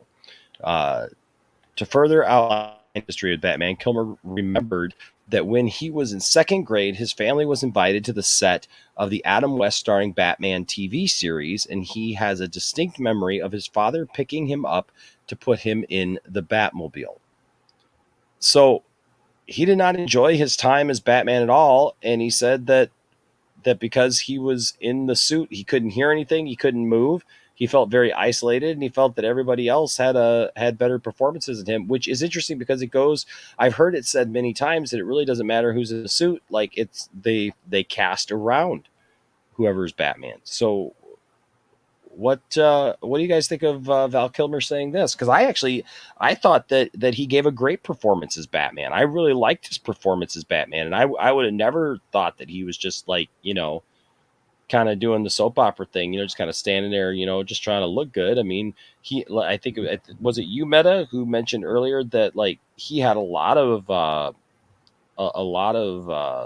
stuff outside the suit, Yeah. Like, well, Keaton had a lot of roles outside the suit, is what I was saying. But Kilmer has too. I mean, God, I loved him in almost said Gunsmoke. Tombstone is what I meant to say as Wyatt, not Wyatt Earp. Oh my God, Doc Holliday. His performance as Doc Holliday is iconic to me. Yeah, I'm your Huckleberry. Yeah, I mean, he had great film roles outside, but I mean, even in the movie, even in Batman Forever, he spent a lot of time outside the suit.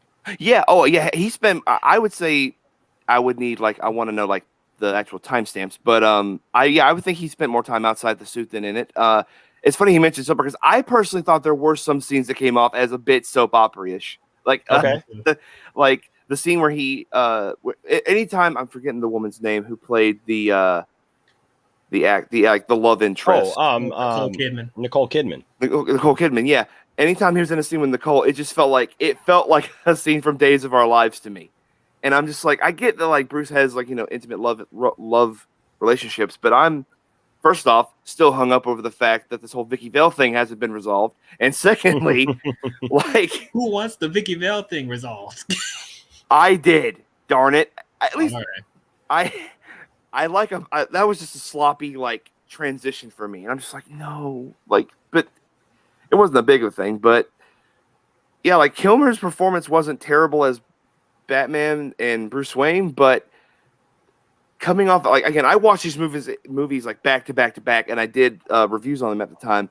And going from Keaton to Kilmer it felt, I'm not gonna say it felt like a drop in quality or outraised in quality. It was different, which is what Schumacher was going for. Mm-hmm. But yeah, I remember I think it was this year, people were saying release the Schumacher cut. They're still going for it. Yeah, I mean, apparently there's a Schumacher cut that's still out there that's been sitting in the vault, and it supposedly is a longer cut, but it's also a more serious cut. And I'm all for that because I think it's a good movie on its own, but I think that if you have a more serious tone to it, I think it could be even better. I don't know what the exact history of how the film was done, but I know that it's funny that he mentions Jim Carrey and Tommy Lee. Yeah, because I think Jim went on record to say that Tommy treated him horribly on set. Well, and Tommy Lee Jones, I agree with Ryan. Tommy Lee Jones was pretty horrible in that movie. It really was bad. so over the top. He was trying to be the Joker Part 2, which is not Two-Face at all. Oh my god. That horribly played. I'm blanking on the name. DL, who played? Someone tell me who played Harvey in Batman 1 or Batman '89? It's Billy D. Williams. Why were we were robbed? We were robbed of Billy D. Williams' performance as Two-Face. He would have slain it. Heck, well, that's one of the reasons why I'm looking forward to this comic even more, is because in the comic, we're not going to get to see, Billy D. Williams' actual performance, but we get to see, he did perform as him though in the Lego Batman movie. Yes, that was the closest we're going to get, unfortunately. But reading this actually makes a lot of sense. Because I also felt the soap opera-ness to it, and it also makes sense why he didn't come back for Batman and Robin. But I thought he was a decent Batman, and I thought he actually gave the best performance in the whole movie. Hearing you hear the horror stories back then is with the bat suit, they barely can hear and they can barely move in it. It's that makes a lot of sense. I felt when he was in the bat suit, there's certain moments where he does move where it looks kind of strange. Mm-hmm. I have a question. I have a question.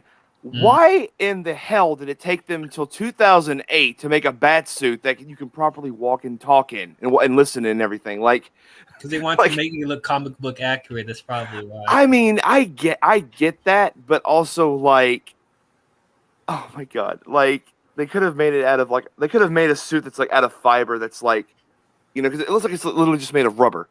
It's that's one of the funniest scenes in from 89 real quick is when Batman is in the Ace Chemicals plant and he sees that the building's surrounded and he can't just turn his neck. He has to turn his entire body, and it's just he's not just doing.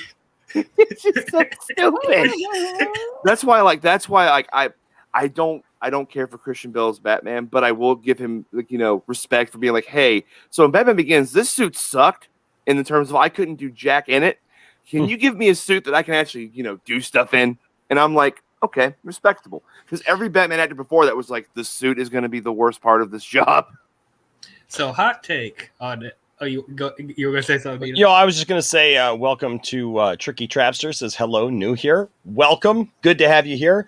I apologize. I'm not as vocal tonight because I'm trying to get my voice back after losing my voice this weekend. So I'm just kind of letting everybody else talk a little bit more tonight. But welcome, Tricky. Good to have you here. And I hope you enjoy yourself and you stick around the lounge and you make the lounge your own.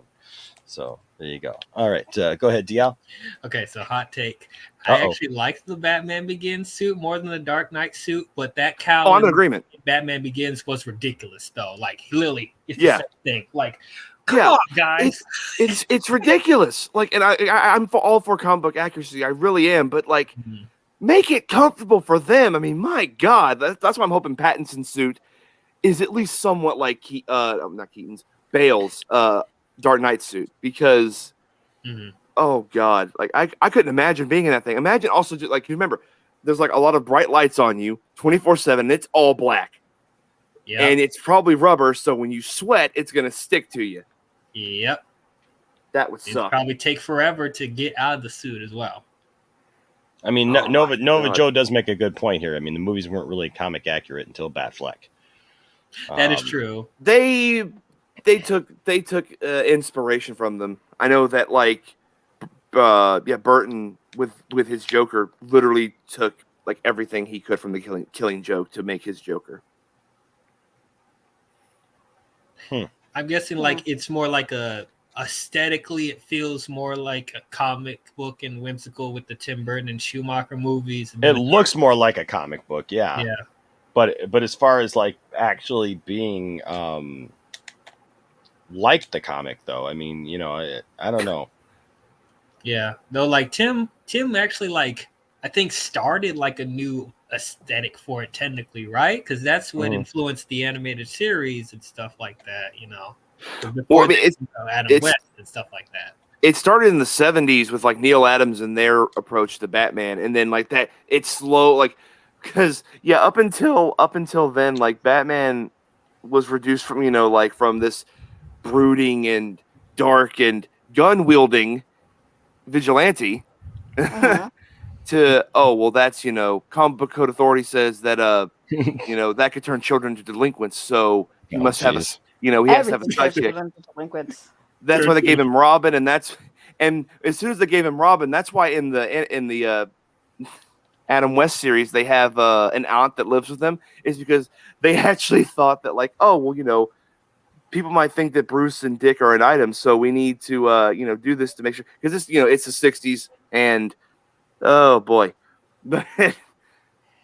Yeah, no, well, and the way, especially the way that they played that up, kind of, but I mean that's where you get jokes like the Saturday Night Live ambiguously gay duo, because it was like all these homoerotic overtones and everything. So I mean, it is what it is.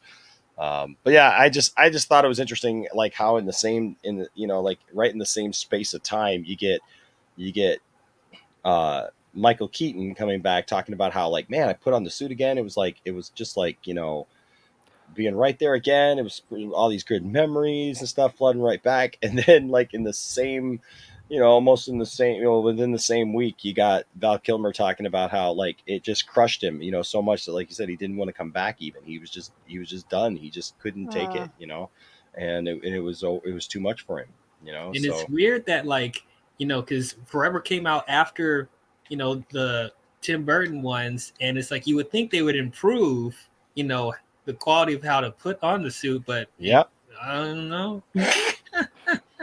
No, well, I mean, look at Bale. Even Bale, is famously known for telling Affleck, make sure that they put something in there so that you can pee. Because he couldn't even pee in the suit, for God's sake. You had to have somebody help him to pee. So I mean, I don't know. I'm okay with having somebody help me to pee. Peeing's hard. Okay, peeing's really hard. You guys don't even understand. Well, I'm sure if Milo Viglamidia, what's his name? Do not destroy that beautiful Adonis's name. I'm sure if he needed help, I'm sure that you'd be right there to lend him a hand. Yeah, 100, of course. Literally. 2 hands. Oh God. If it's needed, I guess. If it's needed. No, but so there's that. Moving right along though, we got 2 more. This is kind of a smaller story. I mean, we talk about movies a lot. We've talked a lot about, there's a lot going on right now about how films are getting released, and how films are making money and how they're not making money. You know what? So here's my thing with this. I think it's really unfair for people to judge any film right now by box office. It's just anybody going on, well, see, this movie didn't make any money. How do you expect it to make money? I mean, there's barely time for it to be in the theater. There's people who are literally scared to go to the theater. It's not like this was 2 years ago where like everything was booming and everything was fine. Literally, we've gone through a pandemic, and now we're literally on the cusp of, some places have gone back to mask usage. People are scared still yet to go, even though some stuff is staying open. You can't compare it all, right? You just can't. And so when you have these day and date releases, I said this back a few months ago, back at the beginning of the year, that Warner Brothers releasing these movies on the same day, this is going to hurt their box office. Like, I get it that they can make money different ways, but the thing is until you have a tried and true way of showing that a movie made money or was somehow profitable by utilizing streaming, until you have diehard numbers like that, everybody's going to judge it by the box office.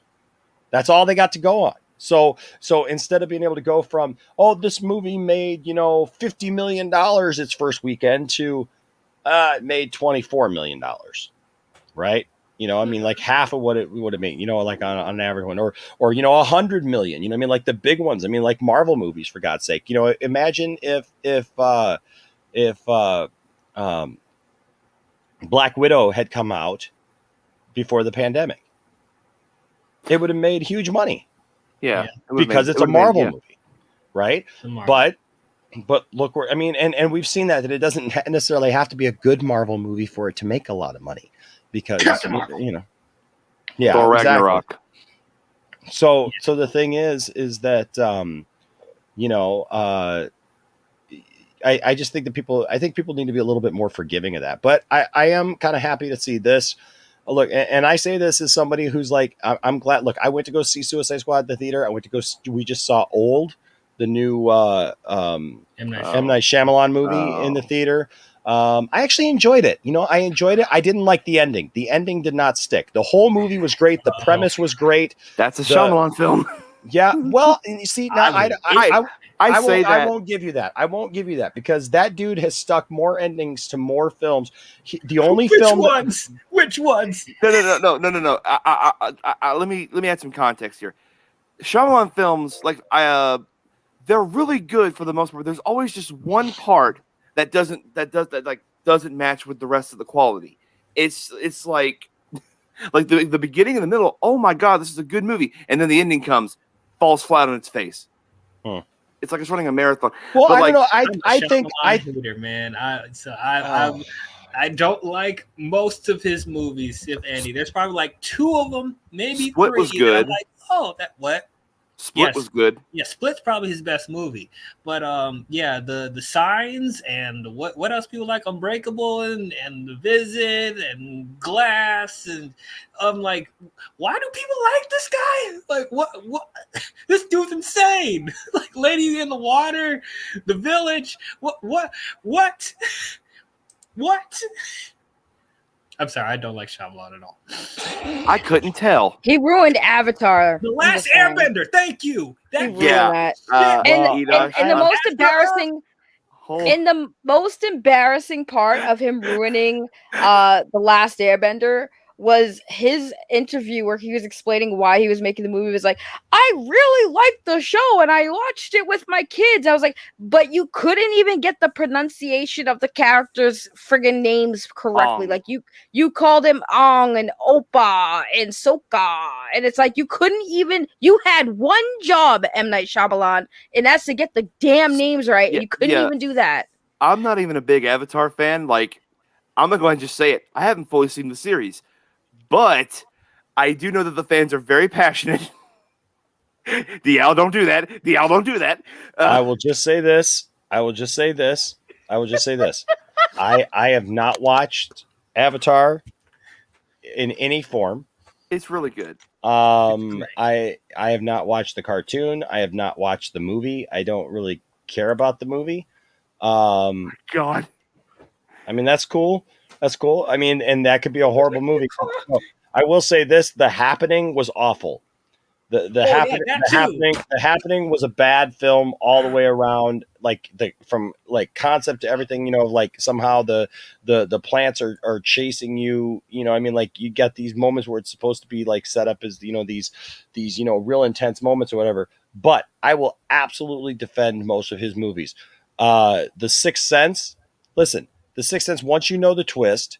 Okay, like there are certain people that I feel like they judge him by rewatchability, but the thing is like, yeah, once you know his twist in a film, it no longer has that suspense for you the first time you may watch it. But the thing is, The Sixth Sense though, great film. I mean, like I said, you watch it that first time, and if you didn't know the twist, it gets you, and it's a great.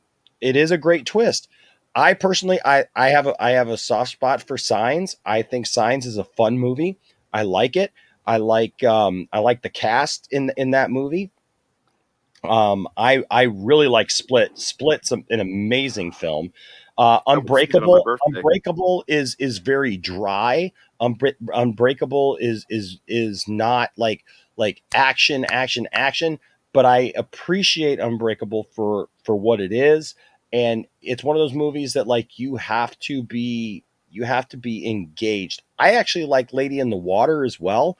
I've enjoyed that movie from the first time I watched that movie. I was really gonna need liked it. therapy after this. No, I really liked it. I really liked it. And I thought The Visit was great. I really enjoyed The Visit. Listen, we can make all the, naked grandma jokes we want, and we can make all the, things. But listen to me. The Visit is creepy as heck. And as a parent, when you watch the ending of The Visit, and I won't give it away if you haven't seen it, but my God, if you watch the ending of The Visit and you're a parent and you don't get creeped the heck out, I don't know what to tell you. Because, man, that movie, Tiffany and I looked at each other like, holy crap. Like that gets your attention. You know what? One of his best movies, I think, and it's not even a movie he directed, but he wrote it, and it was his own story, was Devil. Devil was fantastic. That movie right there, you will not find a better movie about the power of forgiveness and redemption than the movie Devil. I'm just telling you. I forgot that he did Devil. Okay. Listen, He I'm not produced saying it. He didn't direct it. He did not direct that movie. He produced that movie. But I love The Village. Even when I called The Village halfway through, I knew what The Village was halfway through. But you know what? I thought that was a fun movie. I thought that you gotta judge him for what he is. You know what I mean? Like he's not. I am he's judging not. for what he. I judge his movies based on the twist. Listen, I'm not. I think a lot of the movies. Listen, I don't hate M. Night Shyamalan. I think he has some pretty good movies under his belt. However, with that said, he still royally effed the F out of Avatar: Last Airbender. That man had no business making that movie in the first place. That like you had one job, M. Night Shyamalan. Sure. Like all you had to do for me, and I would have at least kind of forgave you for it, is get the characters' names right. They butchered the names of the characters. Like you literally, how could you sit there and say you're a fan of something? You can't judge everything else that he does, though. No, I'm not judging everything else. I'm judging that one crappy what movie. I find with M. Night Shyamalan is that people don't like one movie, right, or something like that, or they don't like a couple of his movies, and then they judge the rest of them. So, like even the great ones, like somehow they downplay the good ones by the bad ones that he had. Yes, he did have a downturn at some point, and The Happening was like that low point, and he went away I actually for a like while. The Happening though. Well, I mean, you're a Boston girl too, so Right. I mean, Mark. Listen, yeah, that's true. When Is you that the have, one with is that the one with Mark Wahlberg and the dude that yeah, if you have Mark says you guys like Wahlberg hot dogs?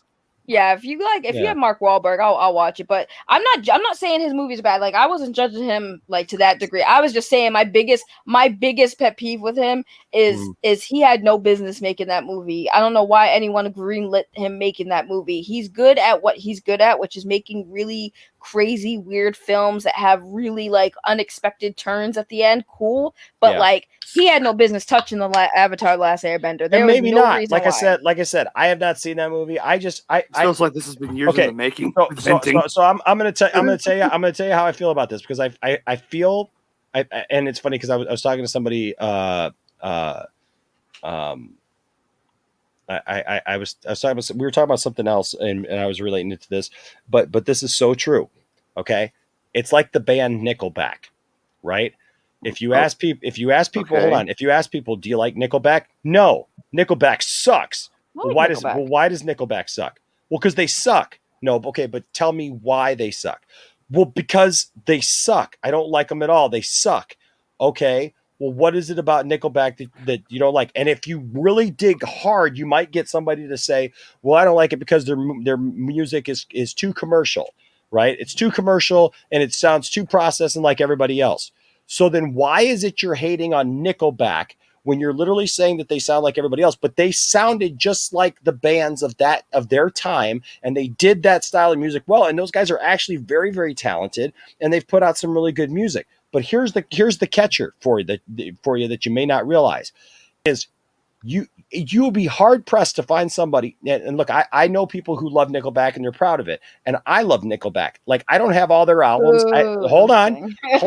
I don't have all their albums. I don't, you know what I mean? Like, it's not like they're my favorite band. But I like the band. If it's on, there are some songs by Nickelback actually that I absolutely love. I love the song Saving Me.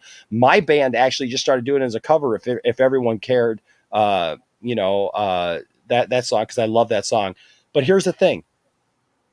Do you know, and I don't know what the current stats on this are, but there was one point just a few years ago that Nickelback, because I actually went as Nickelback one Halloween. I took a T-shirt and I glued a bunch of nickels on the back of this T-shirt, and I posted this and I wrote in a white like ink pencil on the front of it this fact. Did you know that Nickelback at one point, and like I said, I got to recheck it to see if it's still true. But at that point, they were the number one all-time selling foreign band in the United States. And you need to think about this. That means literally more than the Beatles and the Rolling Stones and any other foreign band to the United States. Somebody was buying those freaking albums. There are a lot of closet Nickelback fans who won't come forward because I think that publicly people just say, well, Nickelback sucks. And so, like, even if they like some Nickelback, they're not going to publicly admit to it. I feel like M. Night Shyamalan has become that because there's a couple of movies that people don't like, and nobody will admit that he's got good stuff because it's like because the twist guy, it's such a joke and everything. That's how I judge his film. I'm gonna stop you right there. I'm gonna hold it right there. Okay, all right, I'll let you finish, Better-Burst, because I'm fired up. See that's why these people are that's why these people in the lounge are great because look at all the Nickelback fans talking up. Inhale Red and look at this super chat. Every time I read it makes me laugh. Sorry, I couldn't help myself. Just the one about the photograph or the one we're trying to remind you of something? I want to hear DL pop off because I don't get to hear him pop off enough before I head out. I want to hear this pop off. Go on with your bad self, DL. Thank you, because I try not to pop off, but it's like this is one of those few subjects that just makes me really frustrated. Okay, first of all, I actually do like some Nickelback songs, so I'm not a Nickelback hater. So that song that they did for Spider-Man. Always love it. And the hero can save us. You are lying to yourself. Now, all right. M. Night Shyamalan. Sounds iconic. I've been getting this for years. Whenever I criticize anything about M. Night Shyamalan, that you're just a hater. You don't understand his artistic vision. He's different. You're just not thinking hard enough about it. No, shut the fuck up, man. Like from someone who studies film. I got a degree. I graduated in film. Sense. That makes sense. But I know people are about to be like, he's like a film snob or whatever. I'm really not. I don't always need like heavy thinking films or stuff that does whimsical stuff with cinematography or editing, whatever. Even I like my fair share of trash here and there. I love Godzilla versus Kong, but I know the plot makes no sense. Anyway, with my thing with M. Night Shyamalan is that I don't know with me. I watch all his movies, and me personally, I think his writing is trash. I think the way he directs actors is awkward. I think his cinematography is ugly in most of his movies, and I think his editing is haphazard. And like people are looking at his films like there's some sort of unique artistic vision, but I'm looking at it being like M. Night Shyamalan is doing his best to be weird, and people are taking his weirdness as it's different, it's unique, it's going to change cinema. No, it's not. No. I'm not trying to stop you. West of movie directors. Okay. Let's just. Whoa. I want to break this down. Tell him how you feel. What's up, MSK, Master Swag Entertainment, Master Swag King Entertainment, I should say. I apologize. With a $2 super chat says, could I possibly join? You know what? I don't see why not. I don't see why You can replace me because I have to be up in the morning because I'm dog sitting and the owners are coming home tomorrow, so I have to be up so I can move my stuff back downstairs to my home. Hey. But I did want to hear that rant. But I'm not yes. even done. I wanted to pause the rant just to say this. I understand where you're coming from because when you study film, it's the same thing like when you're a musician. Like that's one thing. Like all of my musician friends hate Nickelback because they just use it's repetitive rhythms and da da da. It's that same type of mindset of like when you study film, you can still enjoy films, but because you studied the art, you're gonna look at it from that method that they teach you as well. Am I right? Yes, Bella, love you. Bradley, love you. Yeah, and that could be irritating. I totally get where you're coming from, DL. I totally understand it. I mean, but I also think that Enosh might have a point.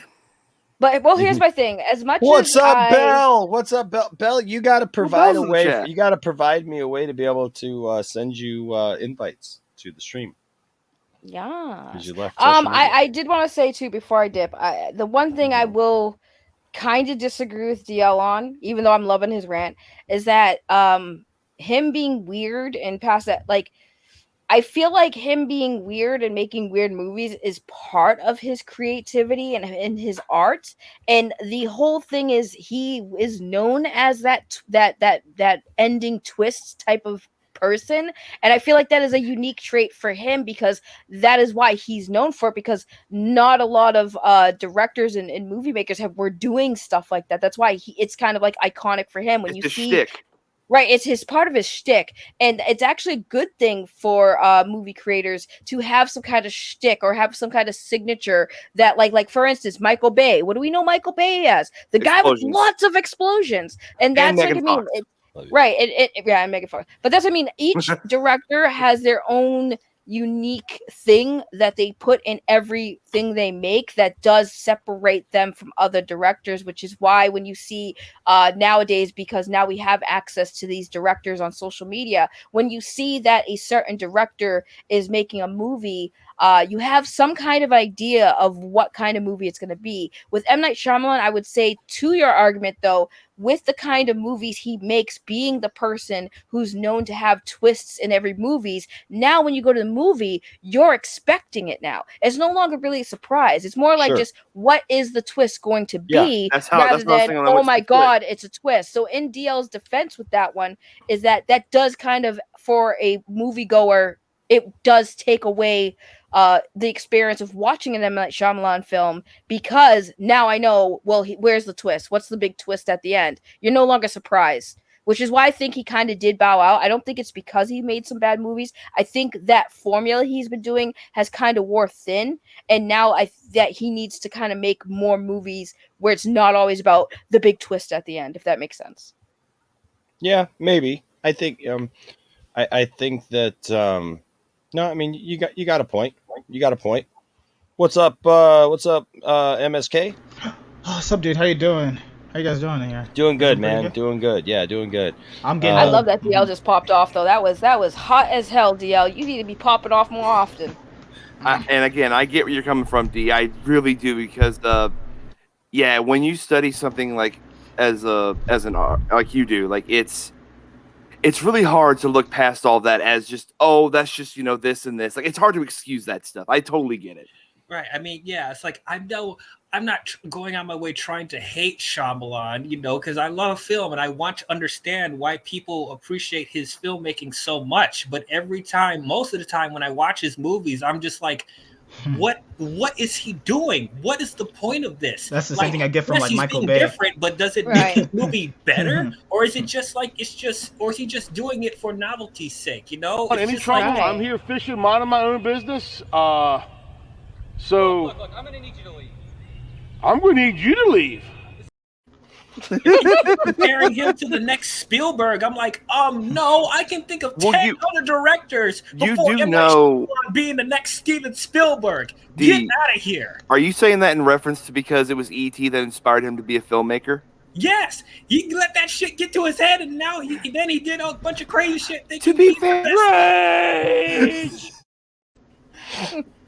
Well, no, like I said, I understand And the yes, the frustration. Last Airbender. Let me talk about that because Oh, like God. Enosh isn't a big Airbender fan. Okay, so remember we just got through I need talking about popcorn. Snake Eyes, right? Yeah. Oh, And Sure. how that was a disgrace. that's to not G.I. that's Joe. not a movie. That's just trash. So think. I got how- popcorn, how keep you going. felt about Snake Eyes because I saw your rant and it was great.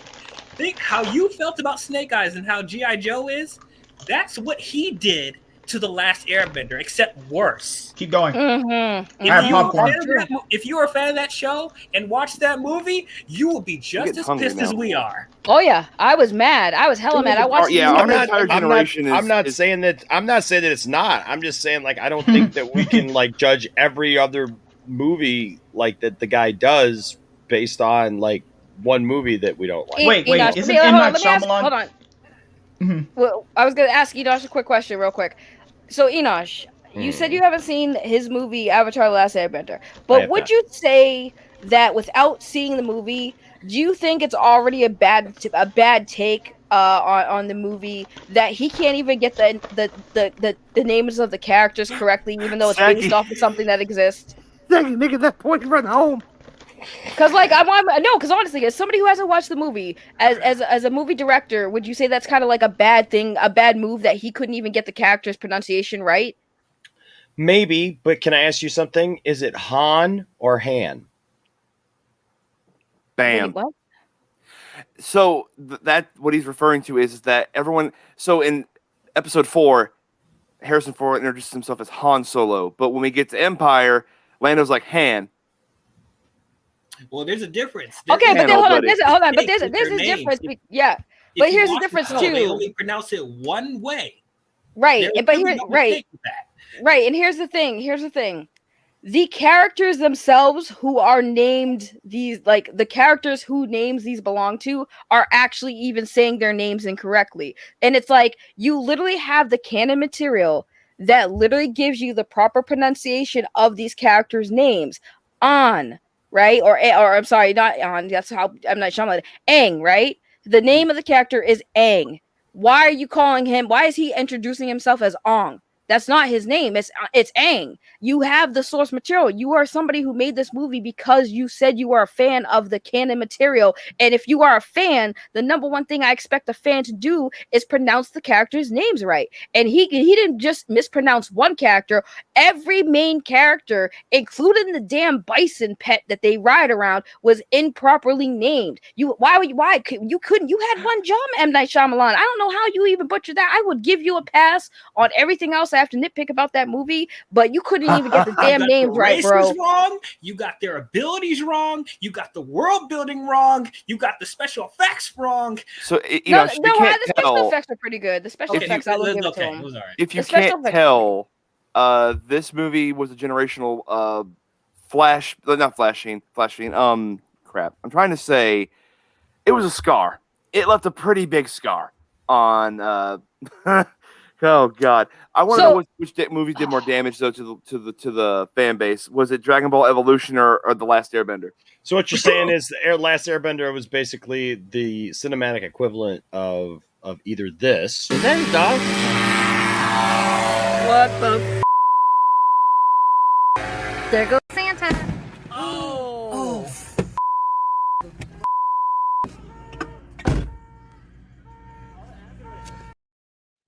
Yeah, except after that, it crashed to the pavement and blew up. That's all. That's what I'm saying. wait. So it was either that, or it could have also been. I hate how StreamYard changed all this now. I know it's hard to see stuff. Or this.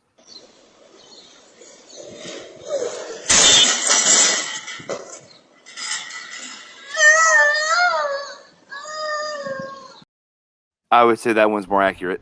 Or was it just the fans who reacted that way after? Well, this is my thing about the dialect, and it's like the last Avatar, the last Avatar.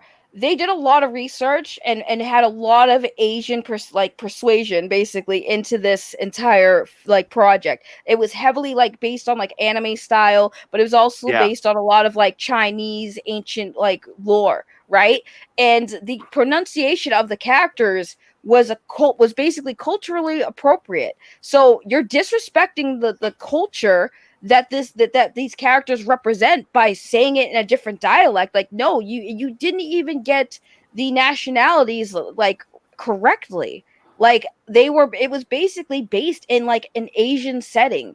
It was And a mixture of Eastern and Western styles and philosophies and stuff like that. I get a lot of takes wrong. Jarbo Damas.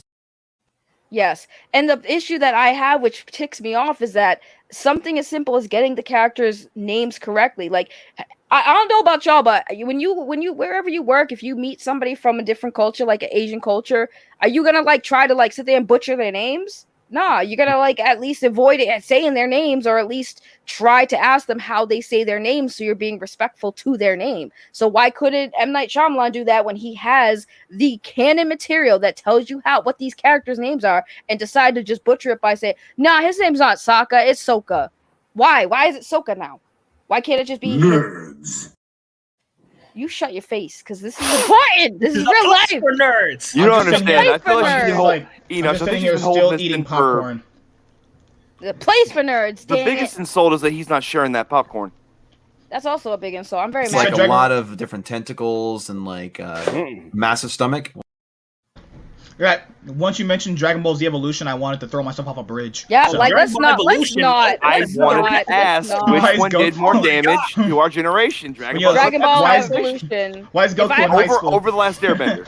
It did more damage. If I had a choice, listen. If I had a choice to burn and never, ever, like if I can go back in time and decide to one movie, right? Evolution If I have to go back in Airbender. time, no. If I have to go back in time and cancel one of those movies, it would 100% be Dragon Ball Evolution. That movie had no business being made either. God. That movie was the most insult to the canon material ever. Like, if I was the creator of Dragon Ball, I would go to that person who made this movie's house and slap the shit out of you. What would you think? I cannot express my anger right now. It's through the roof. Through the roof, I'm telling you. It's through the roof. It's like long gone. But still, don't do that. Stop. That movie deserves to be stealing that burnt, sent to hell, and pooped on by Satan himself. That movie was so bad. Right. That movie was talked about trash. how Snake Eyes was. Wait, what the hell? Oh, that's better. I thought I had shit on my screen for a sec. That's literally how I felt watching Dragon Ball Evolution. That movie was an That's how I abomination. felt watching Snake Eye. That's how I felt watching Snake Eyes. That movie is terrible. That- The nerve no, of people to say that movie was good. You suck. I'm never trusting your movie reviews. No. There is no movie on this planet that is worse than Dragon Ball Evolution. That Oh, no, movie Catwoman. is- There's Catwoman. This No. worse. No, Dragon Ball. There is Nope, Dragon Catwoman. Ball- There's Jack and Jill. Nope. Jack and Jill is terrible. Jack and Jill is actual garbage. There is no Nothing. there is- Trash. there It is made the trailer park. Sausage party. There is no movie that is worse than Dragon Ball Evolution. That movie was Hold so. on. Did you just say sausage party? Sausage party. Do you not know what that movie is? No, I know it's sausage party. Oh my god. I know what sausage party is. I'm just trying. Like we're talking about like all these other movies that like are at least like propped up to actually like be good movies, and then like you're like sausage party. Listen, Sausage party. if I had enough money, I would take every copy. I would take every copy of Dragon Ball Evolution, pay NASA to fly that shit into the sun, and never be seen by eyes again. That movie was the worst movie ever created so far. I don't care what y'all think. It's a hard tie with me. It's between that movie and wasn't M. Night Shyamalan movie. Wait, that's the guy that directed The Happening. Holy God, that guy is terrible. The Happening is one of the worst movies ever created on this earth. The fucking plant jizz took over people's minds. Milk was a bad choice. Plant ejaculation took over people's mind, went into the wind, and caused them to kill people.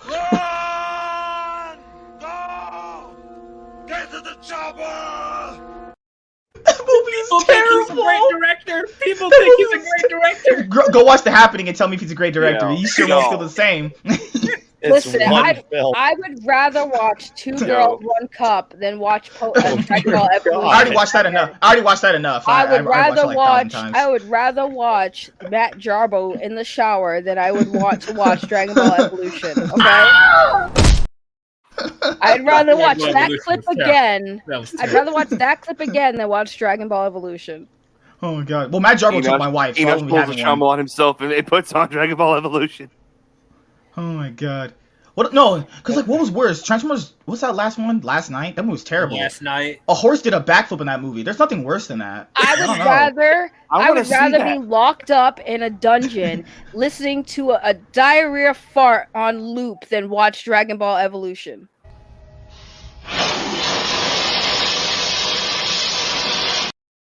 There it is.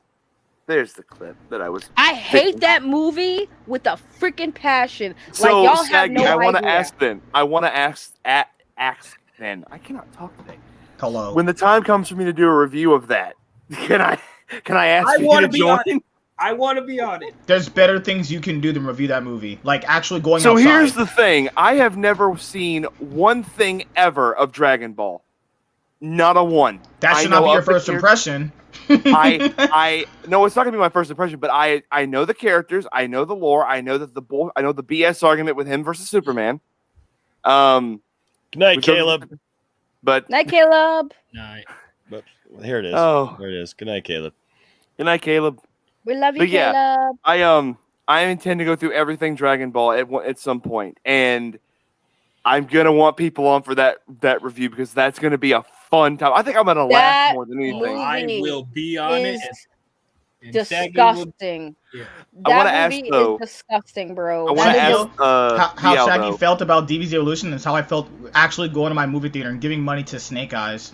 It's like, what is this? I'd rather watch Snake Eyes than Dragon Ball Z Evolution. That Three movie times is the charm. absolutely disgusting. Imagine striking out 3 times with G.I. Joe movies. Just stop making them. They're better things. Imagine making those first 2 G.I. Joe movies look And brilliant. making one even worse. That one makes you... Because, like, okay, he's brought up as a hero, but that movie, he's the villain. And he's the reason why Storm Shadow goes nuts. And he has the nerve to say, I'm going to go after him. You caused him to be...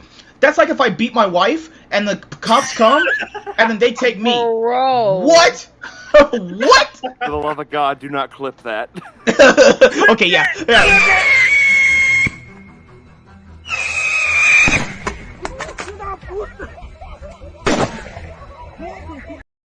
That might be kind of bad. Damn. Black guy, damn. black guy saying he beats his wife. That might not be the best thing on the internet. But just imagine this: if I beat my wife, right, and the cops come and they arrest, and they arrest her.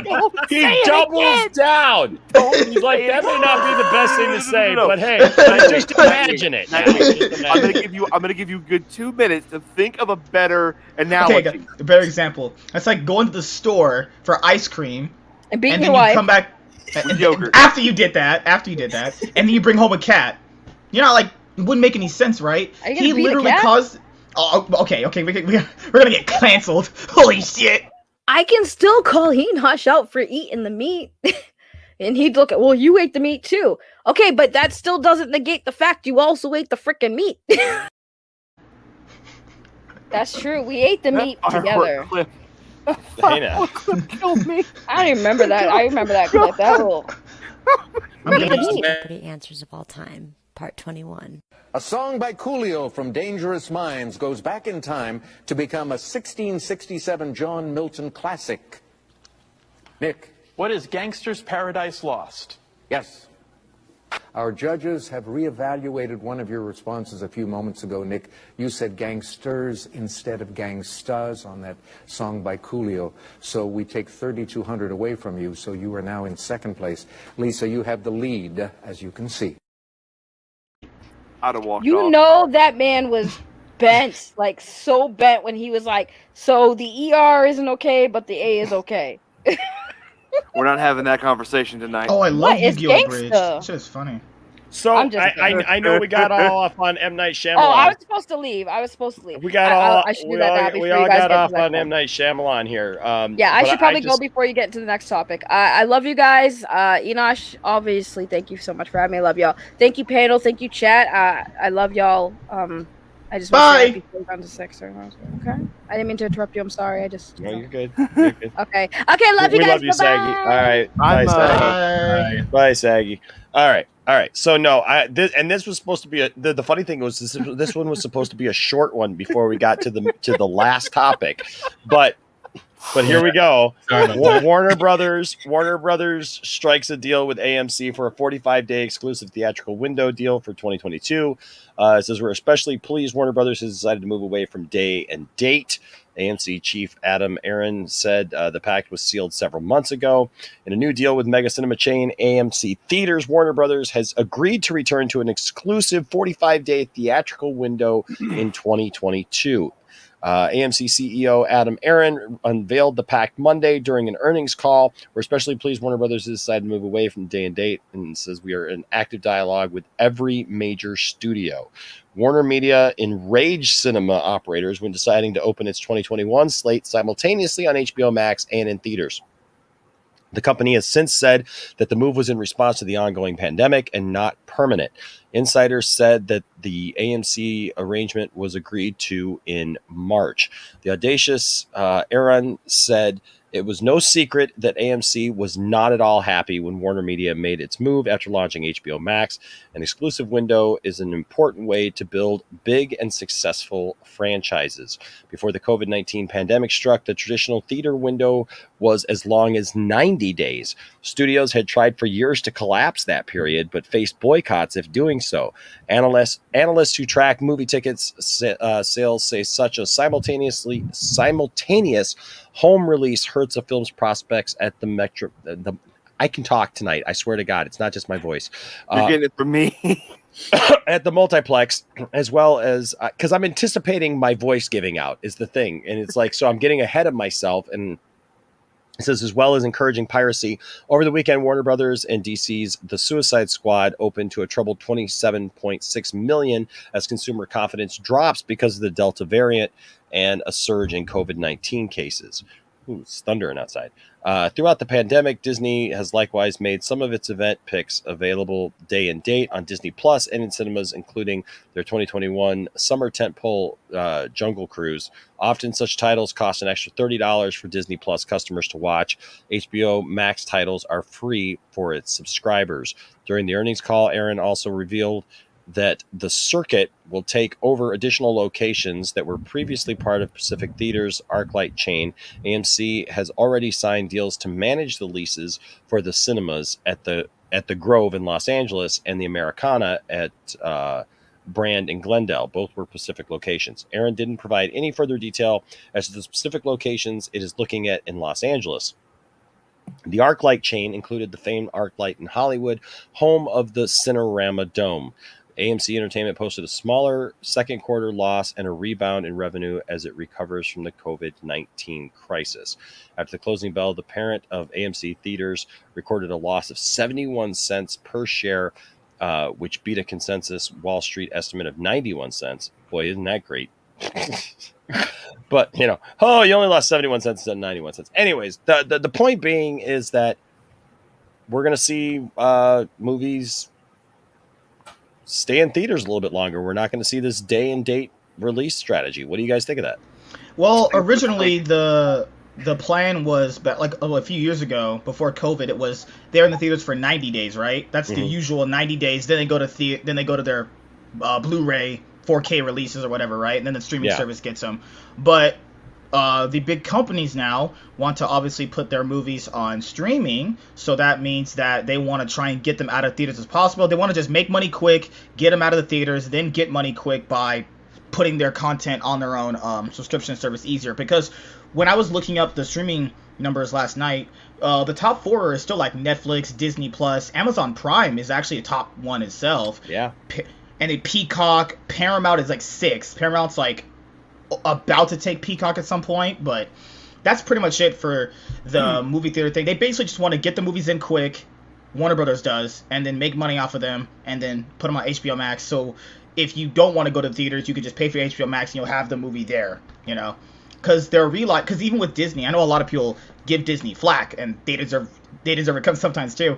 When they do their simultaneous release date, they still charge you for the movie, right? Yeah. On HBO Max, it's for free. So, I know people brought in the narrative of the Suicide Squad being a flop, and not trying to get into that. It's just more like, what if they charged subscribers money for the movie releases on HBO Max at home, instead of giving them for free?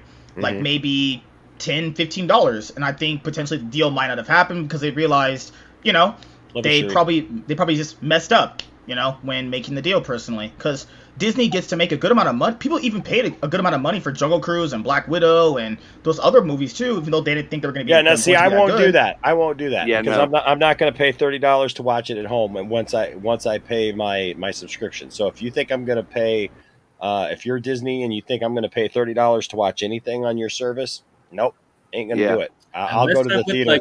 I'll go to the theater first. I'll go to the theater first because the theaters are taking all the precautions necessary, and I don't have to sit next to somebody. I can sit way up in a corner somewhere, or I can sit actually right in the middle, and I'm not near anybody.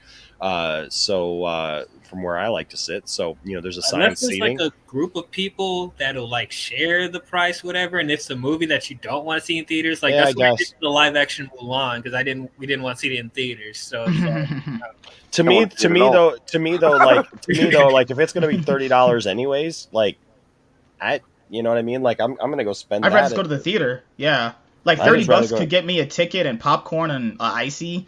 Exactly, like that's gonna get me something, So like, especially now that my kids are getting older and going to movies themselves. I mean, like Isaac and Logan went to go see Suicide Squad by themselves. With their friends, right? This time, because now they're 15 and 19 years old. They don't want to go see with mom and dad anymore. They're like, I want to be on my own. Well, they did, but it was like the way that it fell, it just happened to be that way. And so they went to go see a showing like right before we did. And so, it just is what it is. But, most of the time we go see stuff together. But that's what I'm saying. It's like, yeah, no, I'm not down with like once I pay for something, I'd rather them just not even offer it or whatever. But but that's me. You guys play video games. You guys play video games, right? So you know DLCs, right? Yeah. Like when they offer movies like that on streaming services, I just look at it like DLC content. Like why should I be charged like DLC content for a streaming service? I'm already paying for the streaming service. So with that analogy, like DLC itself, like sometimes it is really crappy, but sometimes it can enhance or that is true. That is also the story. True. Yeah. So, yeah.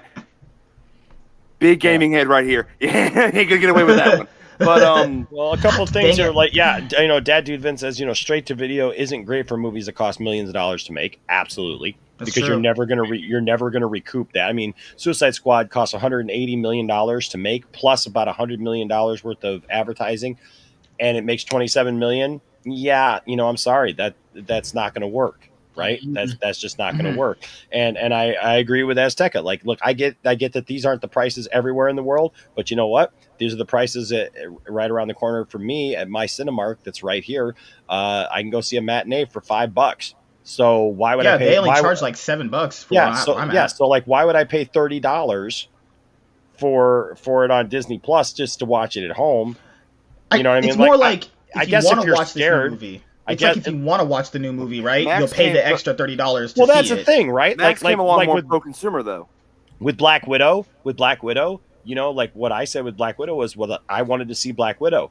But if Black Widow hadn't played in the theater, you know what? I would have waited. I would have waited until it was free on streaming. I was not going to pay $30 extra for that. And like Rel says here, people are afraid of theaters, yet they will still go to crowded bars and clubs, and they'll go to the grocery store and they'll interact with people. See, that's the weird thing about this whole thing right now, right? Is that I think it's interesting to see how people react to the pandemic, because I know people who act like they're scared to go to certain places, like just like absolutely terrified to go certain places, yet they will go places that are actually closer in proximity to people. Right? They'll go to the grocery store, no problem. They'll go shopping. They'll go, to different places like Rel said here. Yet if you go to the movie, but they're scared of the movie theater for some reason. When there's assigned seating, you can't sit next to somebody. Yeah. Like you used to be able to sit next to. Like you have to pick where you're going, and it's like spread out and everything. Right. And so it's like, and they've literally gone through, and like sanitized between, the films and everything. So I don't know. Look, and I don't know what the answer is. And look, everybody's in a different place, but I just know for me, I'm glad that they're lifting some of this restriction. I'm glad that Warner Brothers is taking this stance, because I really didn't feel that they would go back on this. I felt that like once they got a taste of it, what I think it is they didn't make the money and get the subscribers that they thought they were going to get. I guarantee you, if Warner Brothers had gotten that for HBO Max and HBO Max had blown up into this huge thing, they wouldn't have gone back. They would also, never look HBO back. Max is still not international. If they make HBO Max international, yeah. we might be having a completely different conversation. But since it's not international, that's a like, problem. Like I have a buddy in New Zealand, and this is kind of interesting. But like when the Snyder Cut came out, he got it on his Netflix. That's that's interesting to me. He's like he's in New Zealand. See, that's what I was trying to explain somebody this the other day because look, everybody knows what a supporter of the Snyder Cut that I've been, right? But like people were going off on the Suicide Squad movie, and here's the thing: I enjoyed Suicide Squad. I enjoyed it through and through. I'm not going to act like I didn't just because I like Zack Snyder stuff. Like, I'm not going to do that. Like, I'm a DC fan, and if I like something, I like it. I'm not going to lie to you and tell you, well, this sucks because I like Zack Snyder or because I like David Ayer and I want to see the Ayer cut. I want to see his actual film instead of what Warner Brothers threw together with, some company that does music videos. I want to see that, but that doesn't mean that I can't enjoy this film. You know what I mean? And so the thing is like I saw like a good friend of mine in our thread that we have on Twitter. And you guys, a couple of you, DL and Metaverse, you guys might recognize this conversation. But we started talking about Suicide Squad, and there were people who were very upset that Suicide Squad, they were releasing the numbers, and they said that Suicide Squad, was like the second biggest day and date streamer movie that had come out on HBO Max, right?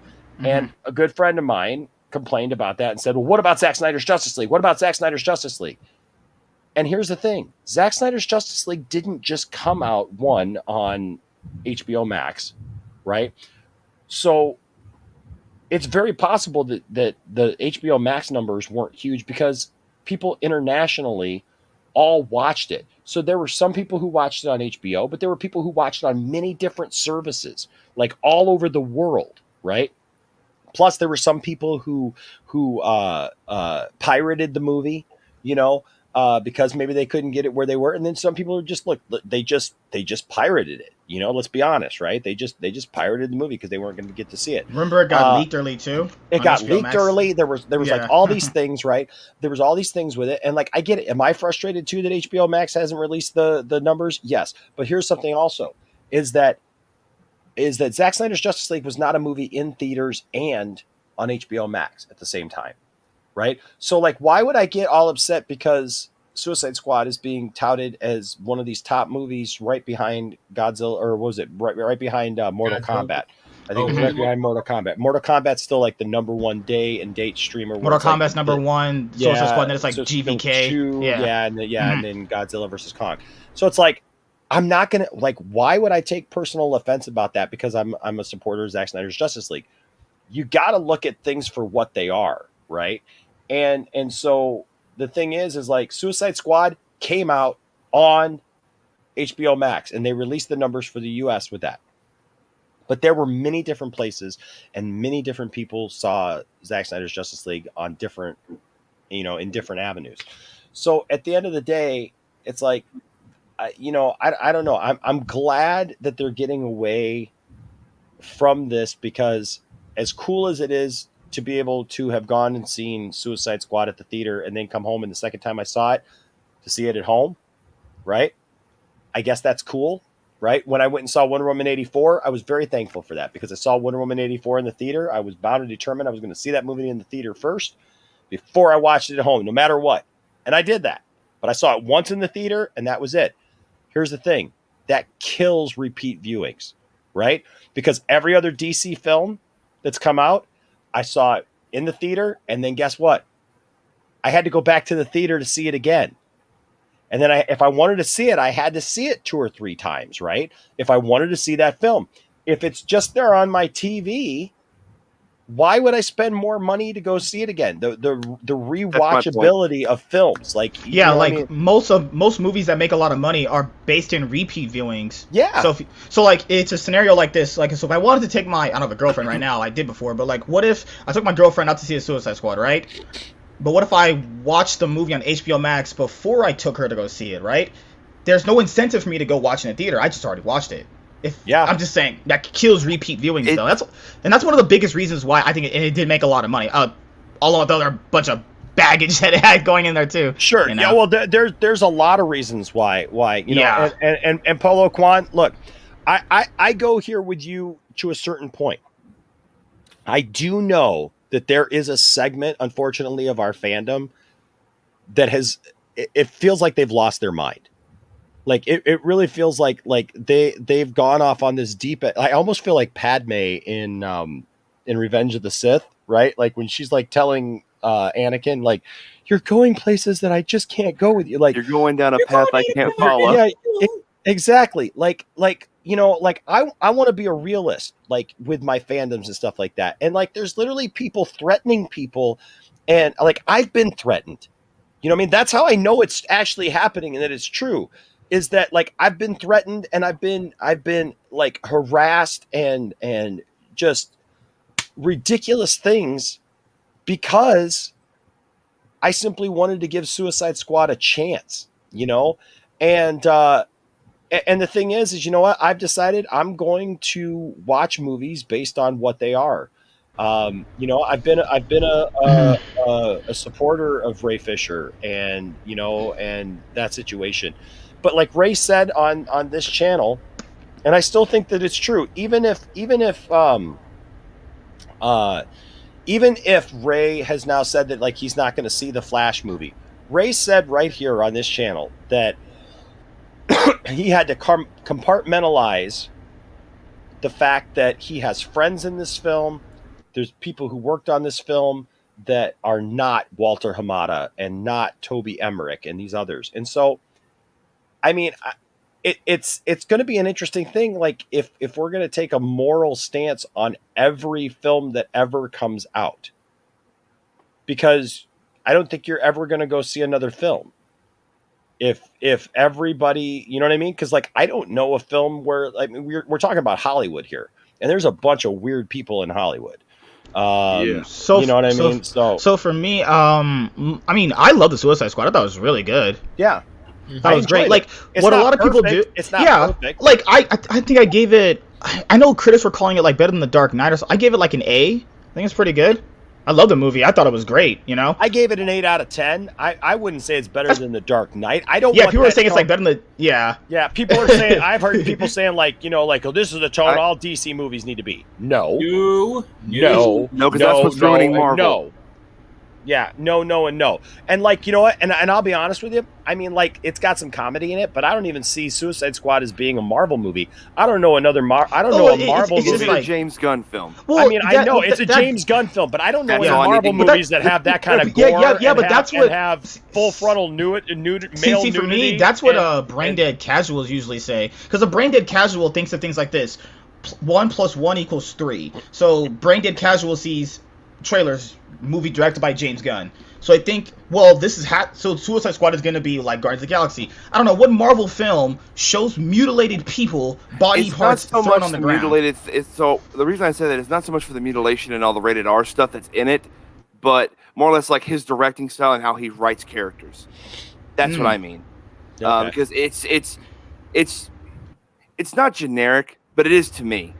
It's generic to me. But we've seen movies like this before, though. People are acting like they've never seen a rated R movie, and they're like, Kick-Ass is like this movie in a ton of ways. Oh yeah, no, yeah, the rated R stuff. Like for me, the rated R stuff aside, like not you personally. Yeah. It's just more like a lot of people are acting like they've never seen a movie like this before, and it's like this is the Suicide Squad. I swear, people have never read a Suicide comic in their life.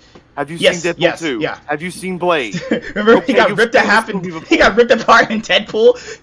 Because I love how Marvel got a chance to get away with having rated R stuff in Deadpool, right? And so some of the DC fans were like, oh, we can't have this in movies here. But didn't a lot of you guys like it when Deadpool 2 did it? Deadpool 2 had literally Deadpool getting ripped in half by Juggernaut. Literally ripped in half. Fanboying about Juggernaut. Like, it just blows my mind. Like, people like to judge movies off, like, past precedents, when, let's be honest here, all this information we generally get from the media, we're actually privileged to have that stuff. We shouldn't have that stuff because it generally gives you a biased perspective on a movie, though, you know? Because we're definitely in a different place nowadays than we were just a few years ago, as far as knowledge and things that, you know, come through and what we're privy to, you know, and even some things that we think we're privy to that we may not have the full story. Kira here says, glad to catch the show even though I'm late, Enosh. I'd like your opinion because I posed this to Jarbo. but I want your take. Subs for HBO Max may stagnate, but they don't know how many people see it. And then it continues. Ticket sales are a hard number. One person with an HBO Max subscription can have 15 friends over to watch it for free. Yeah. That's absolutely a good point. I mean, I got 5 people in my family, right? So if I sit down with my kids, and my kids have actually had their friends over, so, I may not be 15 people, but I could literally have 8 to 10 people at my house easy watching Suicide Squad in a day, right? And have in this week, because the boys have watched it again and they've had friends over and we've watched it. So, those are all tickets that weren't sold this week to Suicide Squad. For me, it's like I'm probably the only one with this, but like for me, it's a thing of like streaming is going to replace cable. Let's first get that out of the way. Yeah. But it's going to be more prevalent as we move forward with all this tech. And I think that honestly, like I'm not saying I want theaters to go away, but I think that them doing this is a misstep because they were kind of ahead of the game on everybody when they did that. That's why it blew my mind. I really want the decisive numbers on like people that subscribe to HBO Max because of that decision. But because like the thing with me is like going to the movies is an experience. It's fun. It's really fun if you bring friends. It's fun sometimes if you go by yourself because you get to enjoy it all for you. But like I'm looking at it from the perspective of someone that like works a job where the hours aren't really the best for them to have a lot of free time, and so like they're able to come home instead of driving to somewhere which might be 30 miles down the road and spend all that money on popcorn drinks. That stuff is optional, but let's be honest, who's going to go see a movie without at least popcorn? Well, see, I don't get popcorn or anything when I go to a movie. I stopped years ago. Every once in a great while I get some popcorn. But I stopped even before I had my weight loss surgery. I stopped because it was a waste of money to me. Like I'm sorry. Like I think that for some people that's part of the experience, right? Yeah. For some people it's absolutely part of the experience. For me and for my family, the experience is going to see the movie itself. Yeah. So you know what I mean? Like if I get popcorn, great. Go ahead, DL. As someone who worked at a movie theater, like. Yeah, it got to a point where I got sick of getting popcorn and stuff like that. I would sometimes get candy or drinks at the most, but not even that much. Just because it's expensive. And I understand why, because the theaters make their profit from the concession, so I understand why they have the prices high. But it's like, it's like I just don't need that to watch a movie all the time. I'm there to watch the movie, Yeah. But it's going on to what Meta was talking about. Like, sometimes it's not the best time to see a movie after going to work, and however time you got to drive to go to the theater, or it's just easier to come home, pop in a TV dinner, eat that, watch the movie, and then go to bed for work tomorrow. I missed a couple of movies that I wanted to see in theaters, like Godzilla vs. Kong, Mortal Kombat. I wasn't able to see that in theaters, so I'm actually kind of thankful that HBO Max did this, and also with some movies that I didn't want to see in theaters, like Conjuring 3 or Tom and Jerry and stuff like that. It's like, I can watch the theaters and not have to pay money to see it. See how if I actually do want to go see it in theaters. So it's like, I don't know, it's kind of a double-edged sword. So I don't know. I am glad you're doing the 45-day thing, because that's like more realistic thing for movies to actually make some sort of a profit. But yeah, I just see them delaying the inevitable. Wow, this is something I've never heard of. Angie says here, the movie theater near my house allows outside food in because there are so many food places are surrounding it, and they got tired of catching people. That's funny. Wow. That's so funny. Sir, they're still bringing in snacks. What do we do? Yeah, just let them. Screw it. Screw it. Let them. I every once in a while I'll sneak something in, and I'm just like, yeah, come on, search me, baby. Come on. Search. Put your hand down that pocket.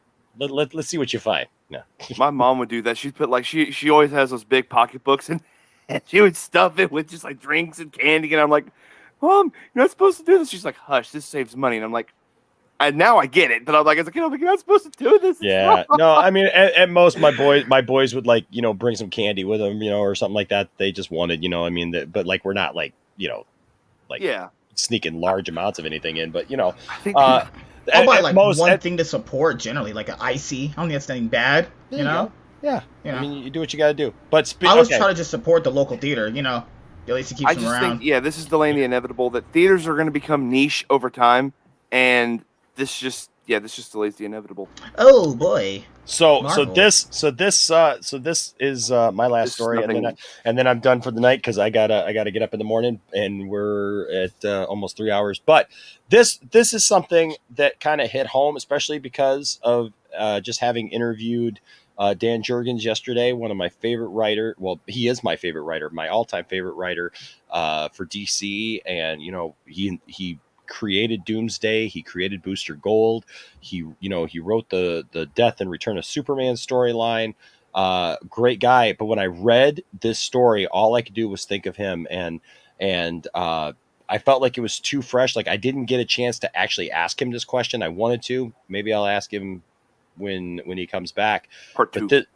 Well, and we're gonna do part 2. It's gonna be later down the road, but we're gonna do part 2. But this was interesting. So Marvel Studios only pays comic creators $5,000 for using their stories. Marvel reportedly only pays comic creators and writers $5,000 along with a ticket to the premiere of the movie if that their work is being used in. A new report indicates that Marvel only pays comic creators and writers $5,000 if their stories are used in any of the MCU feature films. To date, Marvel has released 24 films in the MCU, with the 25th premiering next month when Shang-Chi and the Legend of the Ten Rings hits theaters. Marvel will release 2 more movies this year, Eternals and the highly anticipated Tom Holland-led Spider-Man No Way Home. Is that movie actually coming out? Is there a trailer? No, okay. The latter in partnership with Sony. In 2022, Marvel will release a total of 5 films, each of which are likely to bring in hundreds of millions of dollars. Well, we don't know that anymore, but theoretically. With tentpoles like Doctor Strange and the Multiverse of Madness and Black Panther sequel Wakanda Forever being of particular interest. Marvel Studios has also moved into the streaming realm in 2021, premiering hits like WandaVision, Falcon and the Winter Soldier, and Loki. Winter Soldier co-creator Ed Brubaker revealed his mixed feelings surrounding the show earlier this year, but creators of the iconic characters usually stay mum. Marvel typically honors them with a nod in the credits, and it was always assumed that they were receiving compensation in some form or another. Now that new details have come to light, though, the compensation structure may have been revealed. According to The Guardian, Marvel pays writers or artists whose work is featured in an MCU film a flat $5,000 fee. 3 different sources confirmed this amount. Additionally, they also send the creator an invitation to the premiere of the movie their work is featured in. Marvel declined to comment on the matter, citing a concern about privacy when discussing these matters. To date, the MCU's 24 movies have grossed nearly $23 billion at the box office, and several of their films have crossed the $1 billion mark on their own. Avengers Endgame was the highest grossing movie for a time before James Cameron's Avatar took back the title. Captain Marvel, Captain America, Civil War, Iron Man 3, Black Panther, Avengers Age of Ultron, Avengers Infinity War all surpassed the $1 billion mark too. Once the box office recovers, it seems all but guaranteed that the franchise could continue to post record-breaking numbers. This certainly indicates that Marvel Studios and Disney itself is more than capable of paying the creators of these characters a much better fee. The fact that they don't is deeply concerning. There would be no MCU without the writers and artists whose work served as the inspiration for the live-action franchise that millions around the world now enjoy. Now that this information has come to light, coupled with the damaging lawsuit filed by Scarlett Johansson concerning the release of Black Widow, Disney and Marvel can't take much more heat. I don't know about that, but okay. Hopefully this information, alongside pressure to give artists their proper due, could see a change in the ways they compensate the artists that are vital to the franchise. And I wish RJ was here, but he's not, because, RJ's usually up on, all the Marvel stuff, and I'm not. I can fill in for him if you want me to, Enosh. This is troubling. This is troubling, actually, to me. I don't think that's, especially when you're talking about some of these storylines. I mean, like these classic storylines, and people aren't being compensated for their storylines. This is nothing new in the comic industry. Comic book creators have always been screwed over for their work. That's why Image was created in the first place. Was all the popular artists of the 90s were like, you know what? These policies suck. Screw y'all. We're going to do our own thing. Mm-hmm. And that's why they have the policies they do at Image. Where Robert Kirkman owns Invincible. He owns The Walking Dead. Image does not. Todd McFarlane owns Spawn. Like Jack Kirby, God bless him, he's the king of comics, but he's gotten screwed over by both companies. Like, unless you're a hardcore comic fan, you don't even know who he is.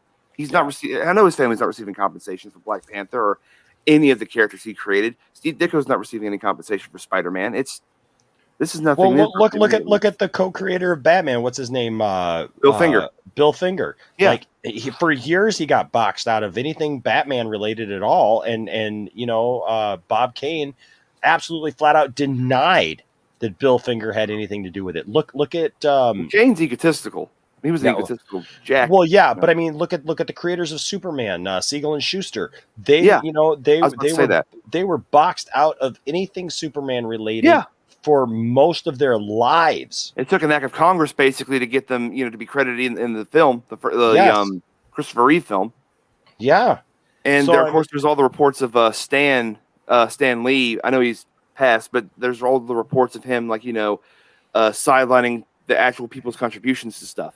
It is upsetting, but it's also the same thing with like pro wrestlers. Like WWE doesn't pay for their medical bills or anything. Like they're literally left on their own, which is ridiculous. That's stupid. It is stupid. Horrible. Both these things are stupid. But I think also it's because since we know that comics aren't selling as well as they used to, I feel like they don't feel the need to pay their artists as much if they're not selling their comics, which is still, that's not an excuse either. You got to pay your artists, but at the same time, it's Well, they said they paid them, right? On what, $5,000? If the stories are used, right? It should be royalties. It literally should just be. I thought it always was, though. No, it's never been. The comic book industry is a very cutthroat business. That's why I know there's a lot of negative things with Comicsgate, but I love the genuine idea of just independent artists creating comics. Whatever garbage was happening in that movement, I was for independent comic creators creating their comics because it reminded me of Image. And it does upset me because these people create, these characters that we love and adore and sometimes even look up to, and they're treated horrendously with how they're treated just like a common person on the streets. That sucks, honestly. I know they said they paid them sometimes, but the issue here is I don't know. It's hard to say. It's a weird cutthroat thing, like you explained though. It's I don't know how to really talk about it though. And I only know so much about it because when I love something, man, I study the history of it, ins and outs, the warts and all, and and going back to the Stan Lee thing, Stan Lee, God bless me, I love him to death. He's one of the creators of my imagination. He's one of the fathers of my imagination, as I like to say. But if the man did shitty things, he did shitty things, he's only human, and he probably did have a little bit of an ego back in the day. They made him the face of Marvel, for God's sake. They made him the face of Marvel. But also, this shouldn't be surprising because Disney and Marvel have also been shitty. Just who remembers the Spider-Man Tombstone debacle? The what? Disney. So this little boy loved Spider-Man, and he died of cancer or something, I think. And Disney and Marvel would not let him put Spider-Man on his tombstone, even though it was his favorite hero. Oh. Yeah. Wow. Companies doing what companies do. Oh, sorry about that. Okay, so I don't know. It's one of these things where so I forgot who actually originally wrote the Infinity Gauntlet story or all the other ones they used for Endgame and stuff like that. It's just give me a minute, I can tell you. Okay, so I know the Infinity War was based off the Infinity Gauntlet story, right? Infinity Quest and all that stuff, right? Did they compensate those writers for that? Because they said they paid them they paid them $5,000 and a ticket to the premiere. But you would think they'd make a bit more than $5,000. Depending on where you live, it's pretty much nothing, give or take, And if they don't have consistent work, that's gonna be something kind of bad for them as well. Yeah, that's the other thing is that most of these artists and creators are either retired or they're just not making comics anymore. So and that's their income the first bit of comes money. from Whatever. You would think, yeah. So it's. I mean, Disney recently did a bad thing too. Like they're having this argument with Scarlett Johansson, and then they're just like, well, I mean, look at her. She made all this money in salary. It's like, are you a bunch of Oh, their argument lawsuit was so pathetic. Remember?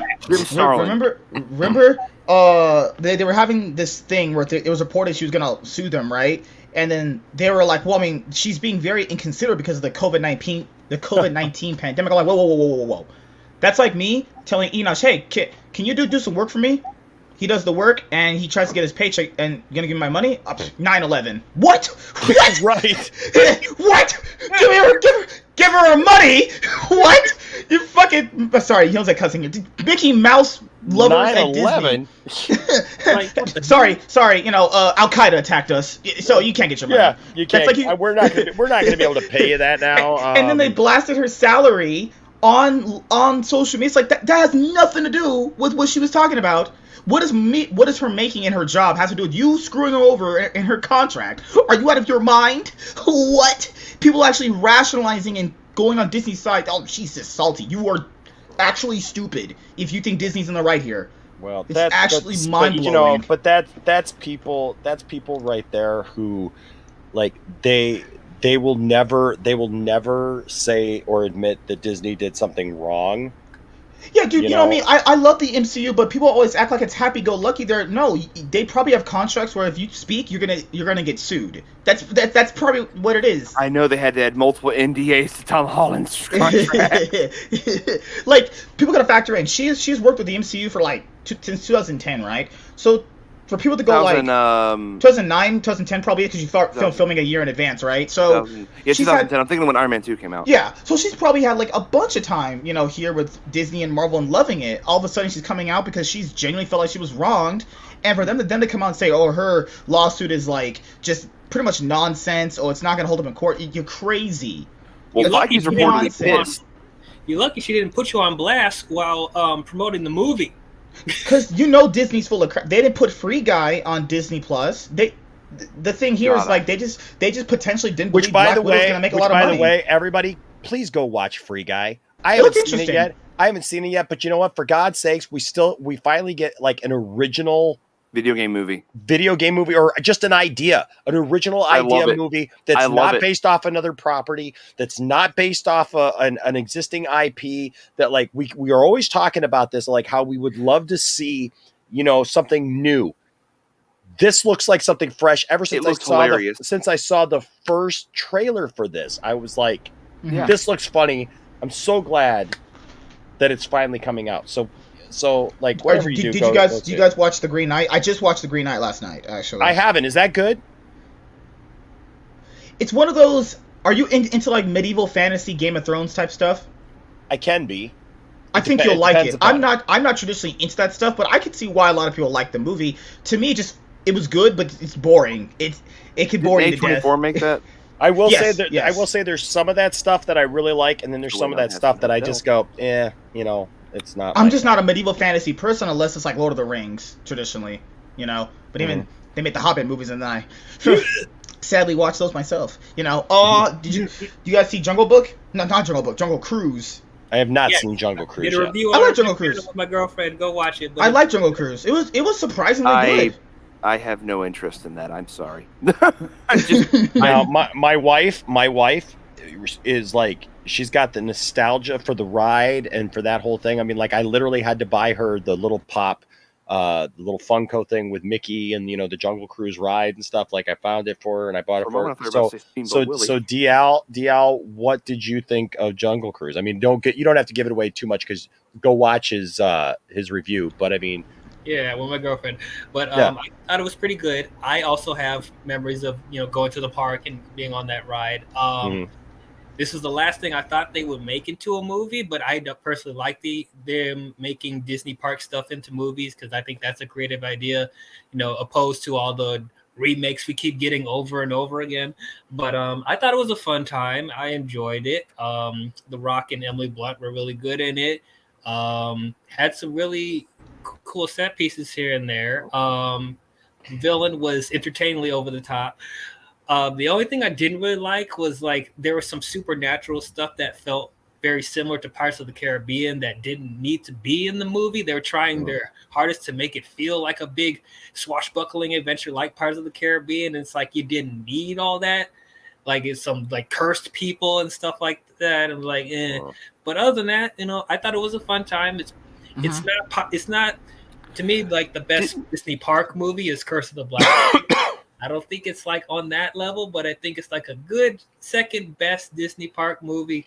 My girlfriend thought it was okay.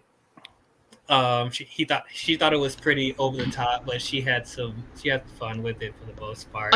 She feels like it's not a movie. Didn't there used to be cereals like that back in the day? What'd you say? Didn't there used to be like cereals like back in the day? Like little black and white films where like people were going on like a safari adventure and stuff like that. Like that stuff feels like an old school Hollywood trope type movie to make. I thought it would be more. I thought you think they'd be influenced by more of that than Pirates. I know because like they go to that because like that's like their most successful franchise outside of the remakes. So it's like they're trying to make it the next, Oh, don't get me started on the remakes. Oh no, I thought Jungle Cruise was good. I didn't see any trailers for it until I went to the theaters, but the trailers really didn't sell it for me until I watched the movie. It was surprisingly good, despite me not really caring for it. I think the problem with the movie is that it tries to tell you a story, but they tell you, how like at certain points during the second act and the third act you get the big reveals, that they tell them to you in like such weird ways where the times they're telling you it just doesn't make a lot of sense. Like it can be kind of confusing if people are not on average paying attention, because like the actual past of the movie conflicts with the present, and they tell it to you like the second act when they're like on their own on the water. I'm just like, why is this needed? Unnecessarily overly complicated. I felt like the story was massively overcomplicated for like it not needing to be. Like it was pretty easy to tell what was going on, but hey, that's just me. I've watched like everything in the theater outside of like M. Night Shyamalan's Old. That was the one thing I couldn't get a chance to watch. I would have watched it, but it's M. Night Shyamalan. I watched it. That's how we got on the M. Night Shyamalan movies. You actually watched Old? Okay. Yep, that was one movie I did not get a chance to watch. I went to the theater. I watched Old. I enjoyed Old. Excuse me. But that was how we actually got started on this whole thing, because like the ending, he did not stick the ending of that film at all. There was like, I get the ending. The ending is fine, but it was just like, oh, okay. Like, all right. Like, you know what I mean? It was like, it felt like the whole movie was building up to something important. And then it was like, when the ending happens, it's just like, oh, it'd be like going all day, like, hey, what are we going to eat? What are we going to eat? And then like fantasizing about all the different foods we could have and all the different places we could go to dinner and just have this amazing meal and everything. And then at the end of the day, we eat a peanut butter and jelly sandwich, which yes, is technically food. And yes, it makes sense. And like, yeah, you can have that and it's good and you enjoy it. But at the end of the day, like it wasn't all that you had hoped it would be for dinner. And so, remember that movie Devil? Remember that movie Devil where that one guy? Movie. Remember? Really? We talked about it earlier. Yeah, we talked about it. Like God, the part where he figured out who the devil was when he threw that piece of toast on the ground, I was like, holy crap! I love that movie. I love that movie through and through. So question: when are we getting a Tower of Terror movie? I want a Space Mountain movie. I want a Space Mountain movie. If Ric Flair's not in it, it's not a Space Mountain movie. I agree. If you do a Space Mountain movie, Ric Flair has to be in that. Okay, and so let's finish off the night because my voice is like seriously gone, and I got a doctor's appointment tomorrow. So, but you brought up Ric Flair, right? I just want quick before we close out the night. There are rumors. Oh no. That Ric Flair, because Ric Flair was just let go from WWE. Please don't tell me he's going to go. If you go, hold on. There.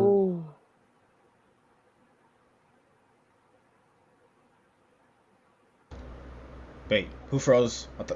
I think Enosh froze. It's probably gonna. Okay, guys, it's my channel. It's my channel now. MSK Dexter Lounge. Okay. Sorry. Wait, we got. It's your channel. I forgot. Oh my god. It's also because there's storms going on around here, so that's another reason I want to get up, because just in case the power goes out or something. So, so he got out of his contract with WWE. He's no longer contracted to WWE, and Booker T came out this week and said that he's known Ric Flair for a long time. Oh no. And that Rick has been working out. Oh no, and no, has been getting in shape and No. and told Booker T that he still's got one more run in him. No, you don't. No. Sit your old ass down. Now, How old you're is going he? to die in a ring. He's going to die in a freaking ring. The dude literally, what was it, last year or the year before, we were praying that he wouldn't die? Yeah. He was in the hospital his and TNA run was nothing to write home about either, in my opinion. Like him ending it with Shawn Michaels, that was it. That was perfect. Should have been done. That was it. He can't stop himself though. He's addicted to this business. 2 years old. And here's my thing. I'm gonna be that guy. At least Hogan had the decency to wear like tights that are pants. Ric Flair's still wearing the damn I'm like, Rick, you ain't 25 anymore, bro. You No look like one melted wants ice to cream. see that. He's built like melted ice cream. I know. Well, he's been built like that though for a while. True. It's like the Undertaker. Ric Flair's got the weirdest body ever. It's like, how do you look muscular and fat at the same time? Right? I don't know how that works. Like, yeah, I see your muscle definition there, but how is it that it also looks as soft as goo? I don't get that. Like, okay. He says in the chat. And he said in the chat, Ric Flair is held together by super glue and Duracell batteries. Oh my gosh. That's awesome, Angie. That's awesome. Oh man. That's awesome. I'm really sick of them using old wrestlers like Goldberg Yes. and Undertaker. And That's all what's wrong.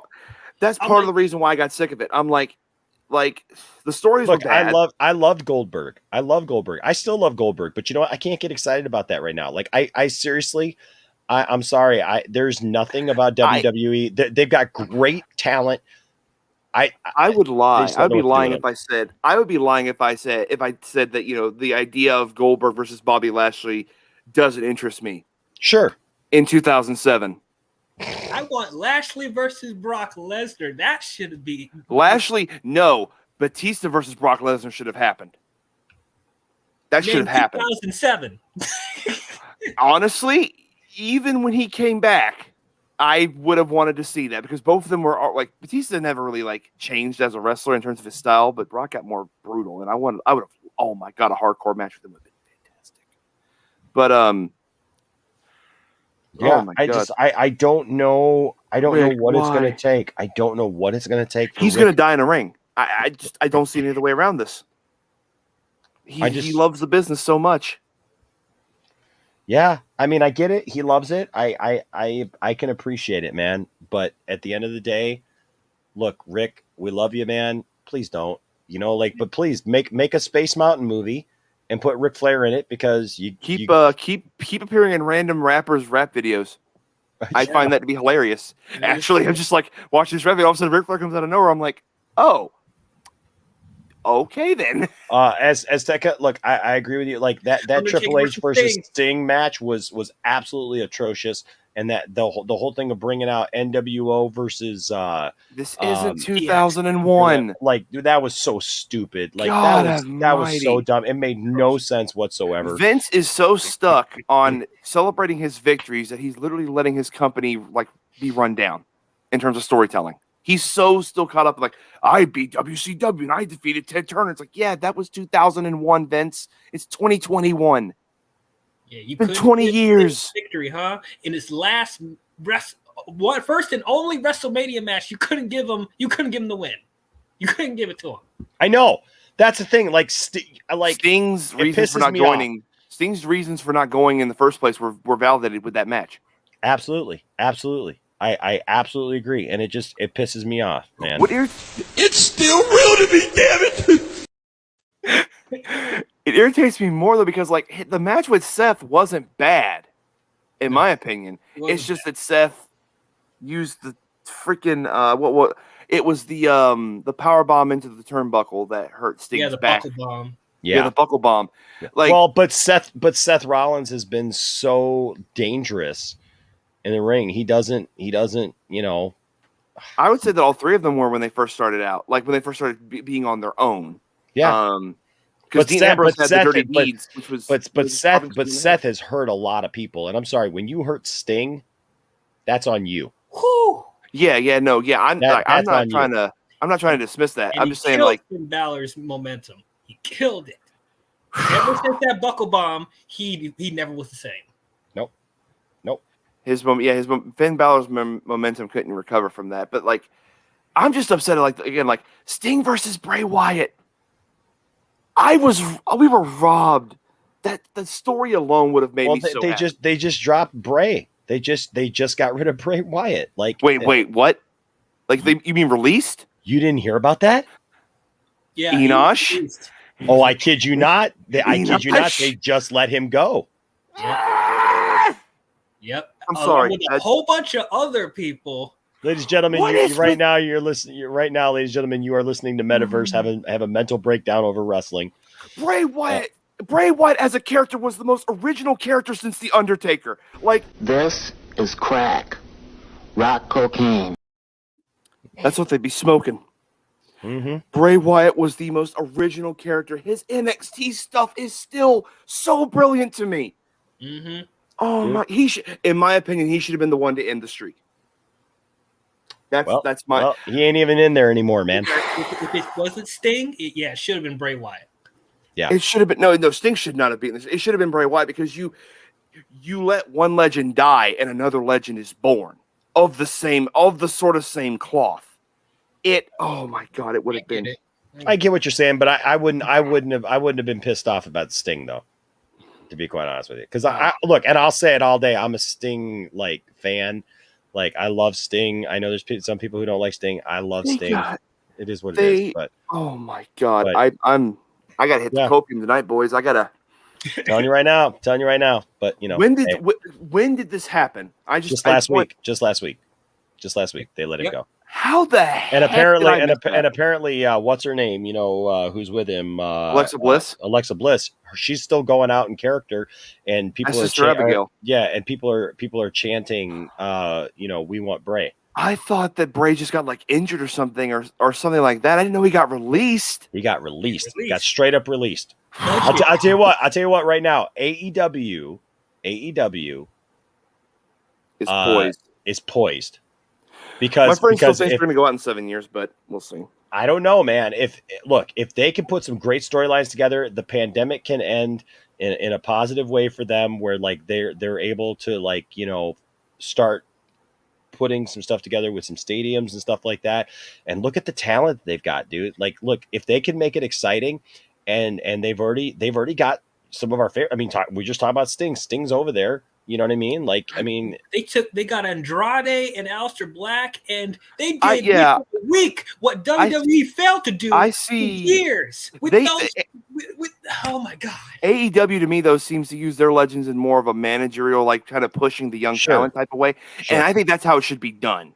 That's how it should be done. Like Jake Roberts being a manager makes all the sense in the world because that man can still deliver a damn good promo, even though some of them are filled with innuendos. But still, Hey, H Bart's here with the $5 super chat. What's up, H Bart's? I knew if we talked wrestling, maybe H Bart's would show up. Somebody would show up. H Bart's with a $5 super chat says, "Hey Enosh, did you get a notification you were on also Japan Wrestling, where it's at?" New Japan Pro Wrestling is where it's at. Yeah. Did you get a notification? I would love for Brian Braun to go. I mean, New Japan Wrestling is definitely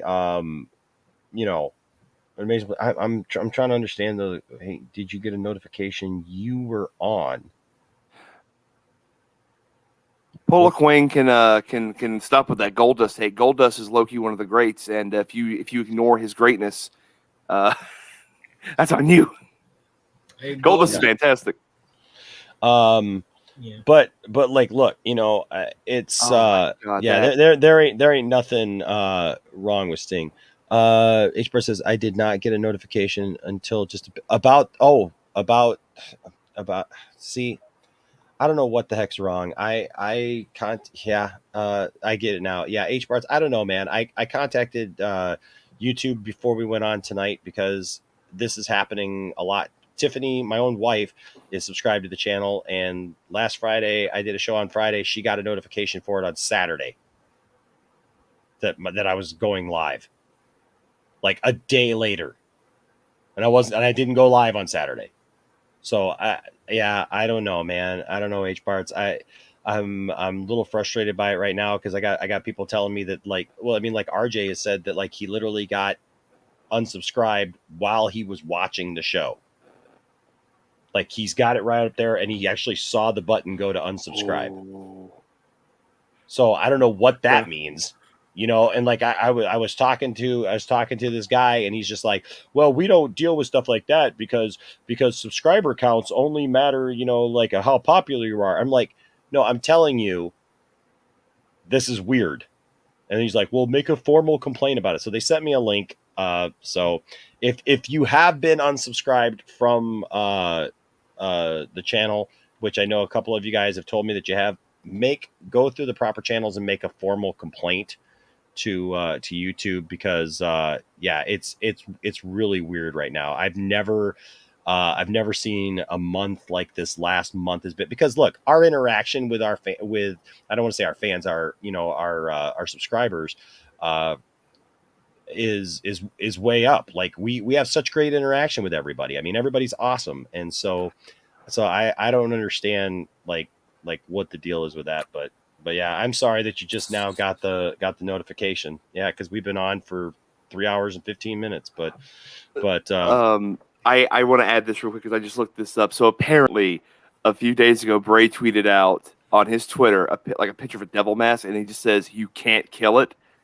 And then when someone asked Cody, "Is he going to come to AEW?" He's like, the Rotunda family and the Rhodes family go way back. He can't comment on if I see a spot for him, but I can tell you, he's an incredibly creative individual, an incredibly creative man.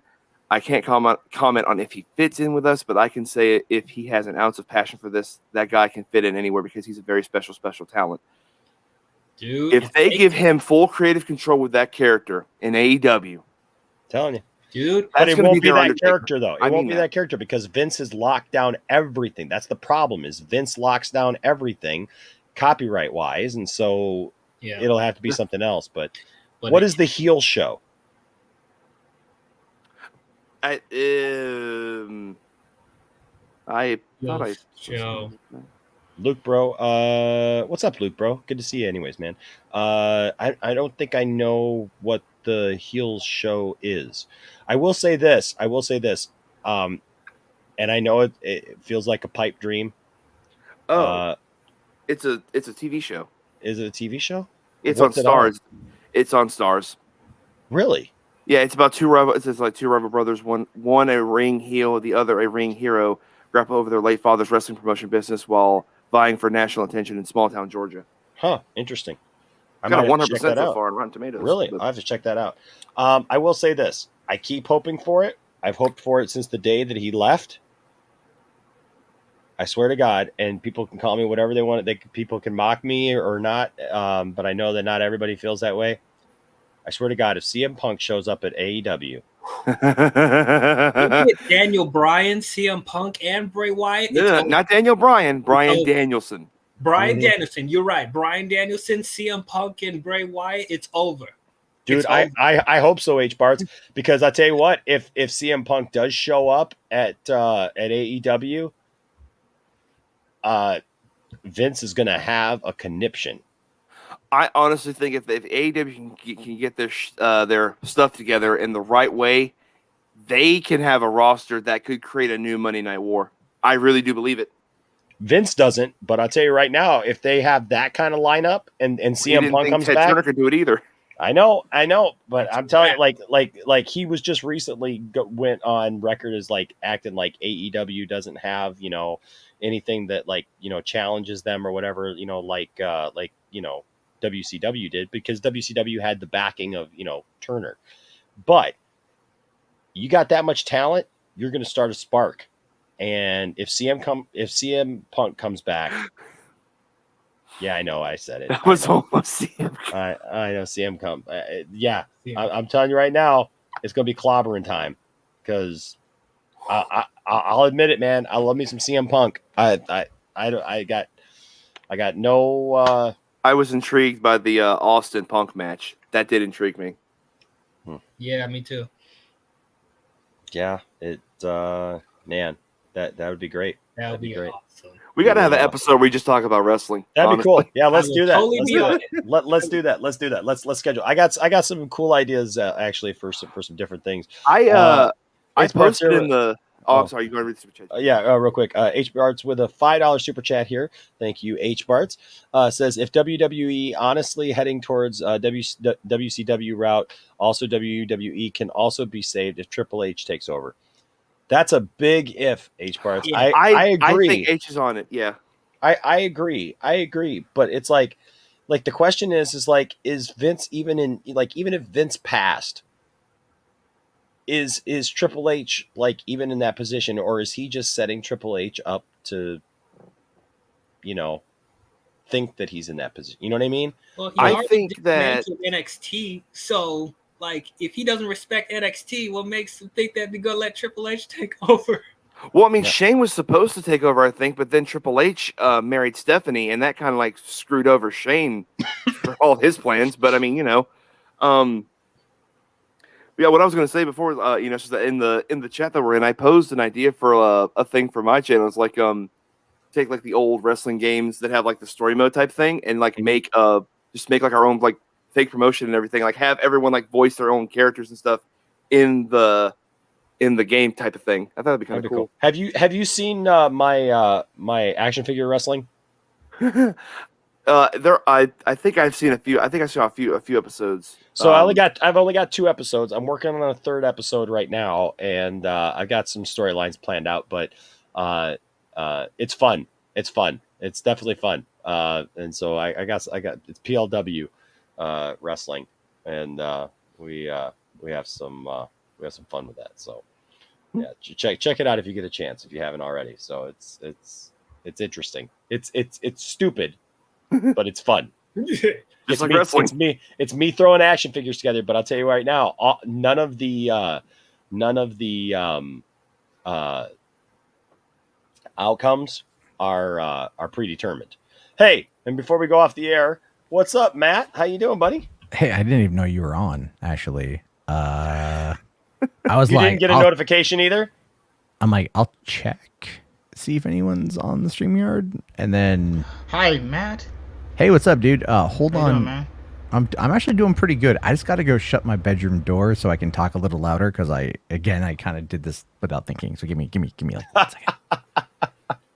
Okay. I left because he stole my wife. That's the narrative. Remember, people. That's what we gotta say. Wait, what? I'm sorry. What? It's like 4 a.m. where I'm at. I think Matt I'm Jarbo, at a something. The headline is Matt Jarbo stole my wife. That's the headline we're running with. No context, nothing. We're just gonna put it out there and see what Matt see what Jarbo sticks. stole my wife.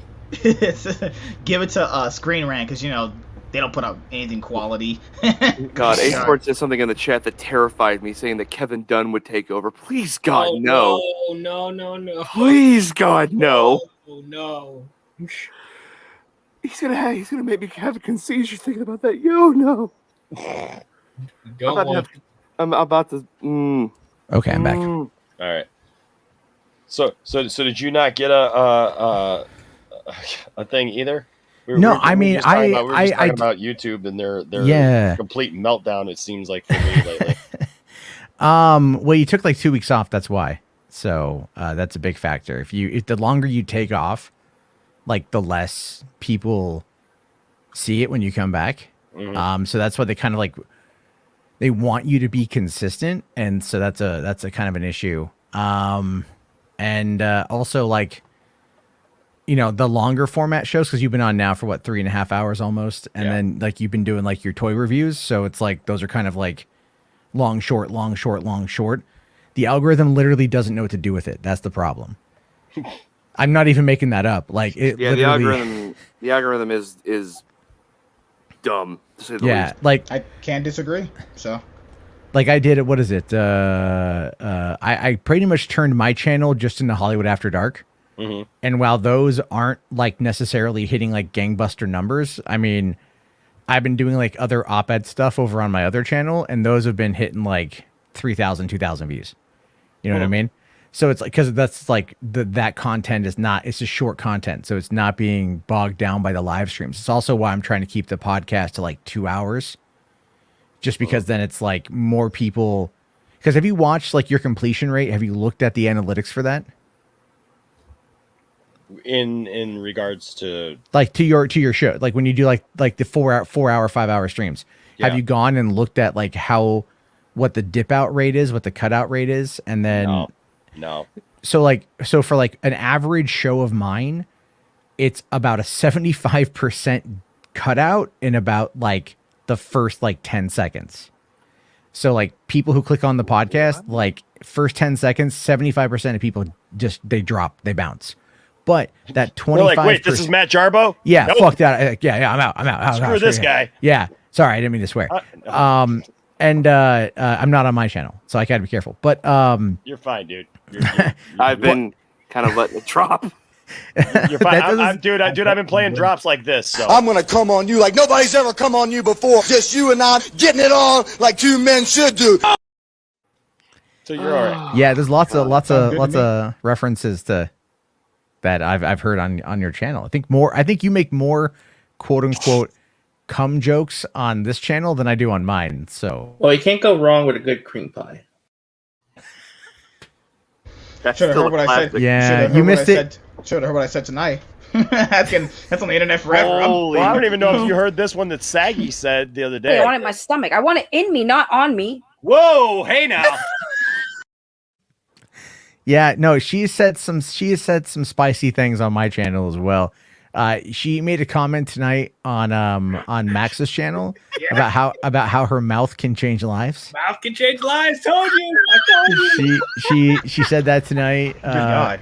She came on my channel like basically first off she said like whose D do I have to suck to get exclusives around here, and because like Ty from Pop Culture Corner was there, and I'm just like, well, you guys do live in the same city, so.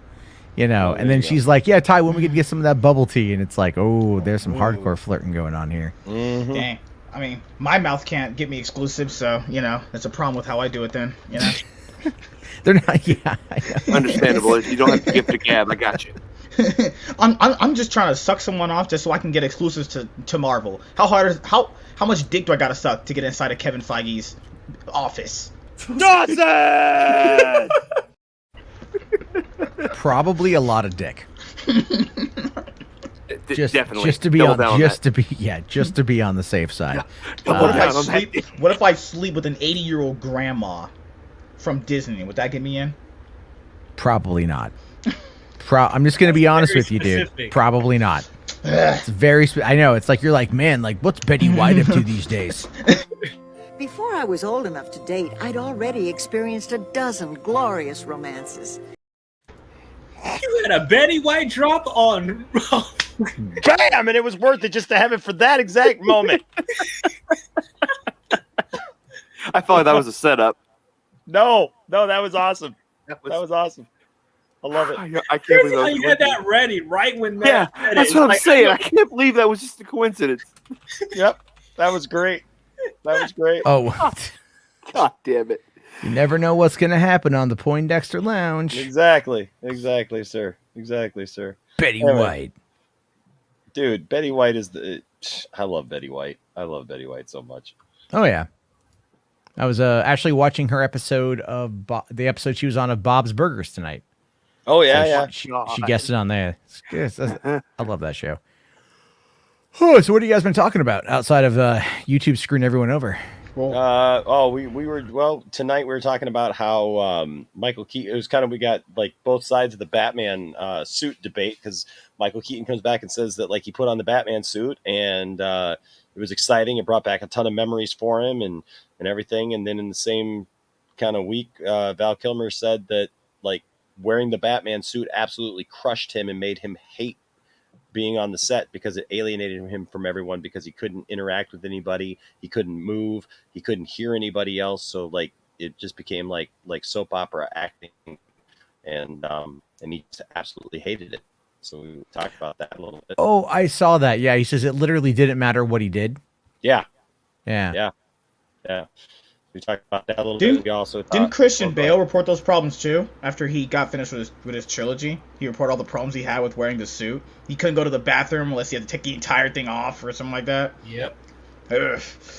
Yikes. It took him a lot of took him a lot of convincing to Warner Brothers just to let him have like the neck, like how the Dark Knight suit was in the second film because of how the first one was. Oof. We also talked about what was it that we talked about at the beginning that we didn't even plan on talking? Oh, we talked about Tim Drake being bisexual now. Oh yeah. Good God. Yeah. Oh Lord. That just kind of seems like a standard for comics now. It's like throw a dart. Yeah, kind of. What do you know? What do you know? Beast Boy, totally LGBT now. I don't know. I think bestiality, right? Yeah, there we go. Interspecies erotica. That's gonna do it. Cease. Do not go down this rabbit hole, for the love of God. No, we're not going to go down the rabbit hole. That's what Beast Boy- although to be that's what fair, Beast Boy likes to do. Beast Boy might go down on a rabbit. Yeah, he definitely into animals. Might go into a rabbit The only hole. bun he's getting down on is Ravens. She has standards. I don't think she would touch him. Goddamn right he has standards. He's going after the best girl. That's interesting. Even a question? Imagine going after. That's my sugar. Imagine going after a demonic girl whose dad is literally Satan. Oh my God, dude. That's life, isn't it? Women are Satan. That's what they're telling you. Women are actually the devil. That's what they're telling Pretty you. much. And then we talked about Marvel not paying their comic book writers for their stories.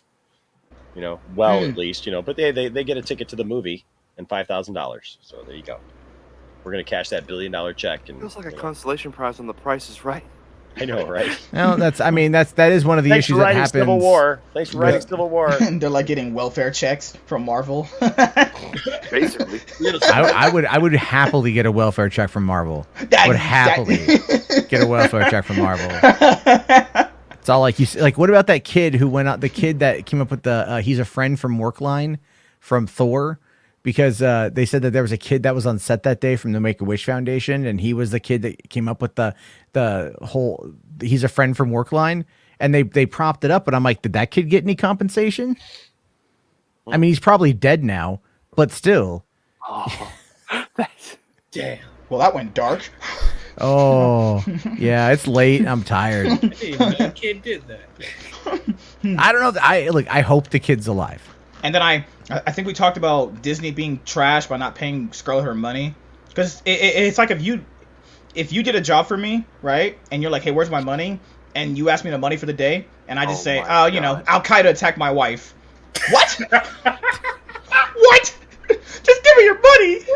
Disney literally makes billions of dollars a year. What is wrong with these people? Why are they going to write her a blank check for $100 million and tell her to shut up and never work with them again? It's that simple.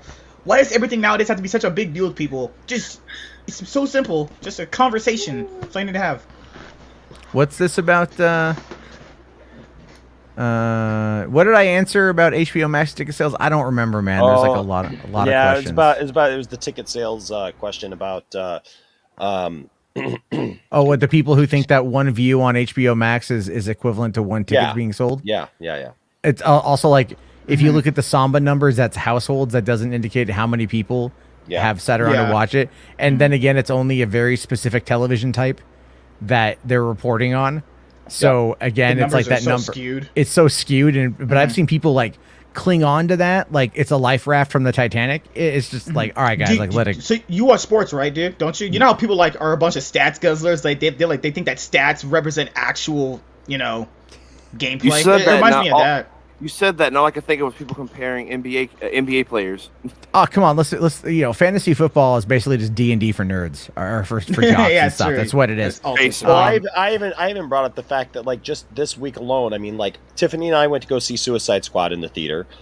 Two of my boys went to go see Suicide Squad with their friends, but then they all came back. They've watched Suicide Squad again with their friends, and so like literally at some point there was about 9 to 10 people who watched Suicide Squad again from my house. Yeah. If we don't have a streaming world like that, where it's like, same thing, same day stream or whatever, you have to go back to the theater to see it. You got to pay for it again. Yeah. Well, I mean, like, look, what's the deal now that they've got the 45-day exclusive window for next year? That's what we talked about too. Yeah. So 45 days in theaters, and then it's going to go to streaming. Or it's going to go to VOD and then streaming, or however they're going to want to play it. That's going to be the biggest factor, I think. Is again, it's that FOMO. People, what they got to push is they got to push the experiences. They got to push the FOMO. And that's what I keep saying. Like, no matter what, Avatar 2 is going to make a lot of money because It's gonna be an experience. It's the experience of going, because you always kind of remember the experience. And yeah, I mean, the movies are going to be taking a real interesting turn in the next couple of years. Yeah, it's crazy because like before COVID, these things weren't even considered. These things only really came up with streaming being this prevalent when COVID came through. You know, like in 2019, beginning of 2020, movies still made billions of dollars, $800 million. You know, these weren't even considerations. The time when Sonic was the highest-grossing movie at the box That is office. crazy. That is actually nuts. I gotta watch Sonic. Actually, they casted Idris Elba to voice Knuckles. I'm like, hell yeah, that sounds awesome. I wanted Momoa so bad. I wanted Jason Momoa so bad. You know what they should do in the opening of Sonic? They should play Escape from the City and have him just running around. That'd be kind of cool. The time to do that was the fight against Eggman in San Diego in the first one. You missed. You blew it. You blew it, guys. You blew What it. else was there? They're just trying to get money from the theater and the streaming service, and HBO Max is still not international. That's the problem with it. I don't know why it's not international yet. I don't know why they're having such a hard time getting it into foreign territories, but you know, that's for me personally. Well, that all has to do with dealing with like the communications of the country and then the different regions and everything else. I mean, look at Disney. Disney launched Disney Plus in the United States in November 2019. It wasn't in Canada, and it wasn't in the UK until 2020. And then even then, it had a slow rollout, but that slow rollout has then now gone worldwide, and they have over 100 million subs. It's kind of weird when people say like with Marvel's What If. I heard someone today legitimately say like no one's watching it, and I'm like, you have not been paying attention to Marvel on Disney Plus this year, have you? Marvel and Wait, so our Disney Plus in America still doesn't have the Fox content? Because I think Paul, when he showed us his Disney Plus, he had the Fox stuff. We don't have you don't have the Fox stuff. What do you mean? What do you mean by Fox stuff? Yeah. Like the X-Men movies. I got the Predator, Alien. No, X-Men and Fantastic Four. Oh, hold on. You said Alien and Predator? The properties that they acquired from buying Fox. That would probably be on Hulu or something here. Yeah, because that's going to be where that content goes. I was looking in the wrong place. My bad. Fantastic Four movies are on my Disney Plus, so that is a bit. I don't understand that. Really? I haven't seen them at all. Not that I watched them because they're all terrible. They're under legacy content. Yeah. Okay, maybe I'm just a moron then. That's pretty much what that boils down to. What did they just put? Like they put on a bunch of Fox movies over on Disney Plus recently. And like I think all the Ice Ages are now on there. I know like Charlie Brown is on there. And if you haven't, I love Charlie Brown. I thought that was great. Good. Because I watch with my kids, and so they've been bringing over a lot of Fox movies slowly, a lot of the kid stuff. And then I've noticed Hulu has got a lot of stuff. I mean, even newer things like that whole Willy's Wonderland, that Nick Cage FNAF ripoff movie that just came out earlier this year. That's already on Hulu. So I mean, like I was actually talking on the phone with Max the Mandalorian a couple weeks ago, and I was at Target, and I found Willy's Wonderland on Blu-ray, and it was $30. And I'm like, I'm not going to spend $30 for this, because I went home and it's on Hulu. I've already, like I can just watch it. It's ridiculous what they're doing with that stuff now. But yeah, we're all going to be watching streaming. Theaters. Well, no, did you hear about AMC is going to be increasing their prices? What? Oh boy. Mm-hmm. Because here's the thing: theaters are going to have to adapt, and I know I've made comments that Enosh has disagreed with on this front. Because I made a joke about bringing in a comedian to like kind of kick off a show to get people hyped up for like a comedy movie or something, or because look, the thing is, these theaters, like putting in these luxury chairs and these like the D box and everything else. That is going to be what gets people to the theaters. Like that's going to be where the money comes from for them, is those experiences. There's a theater in Nashville that does that.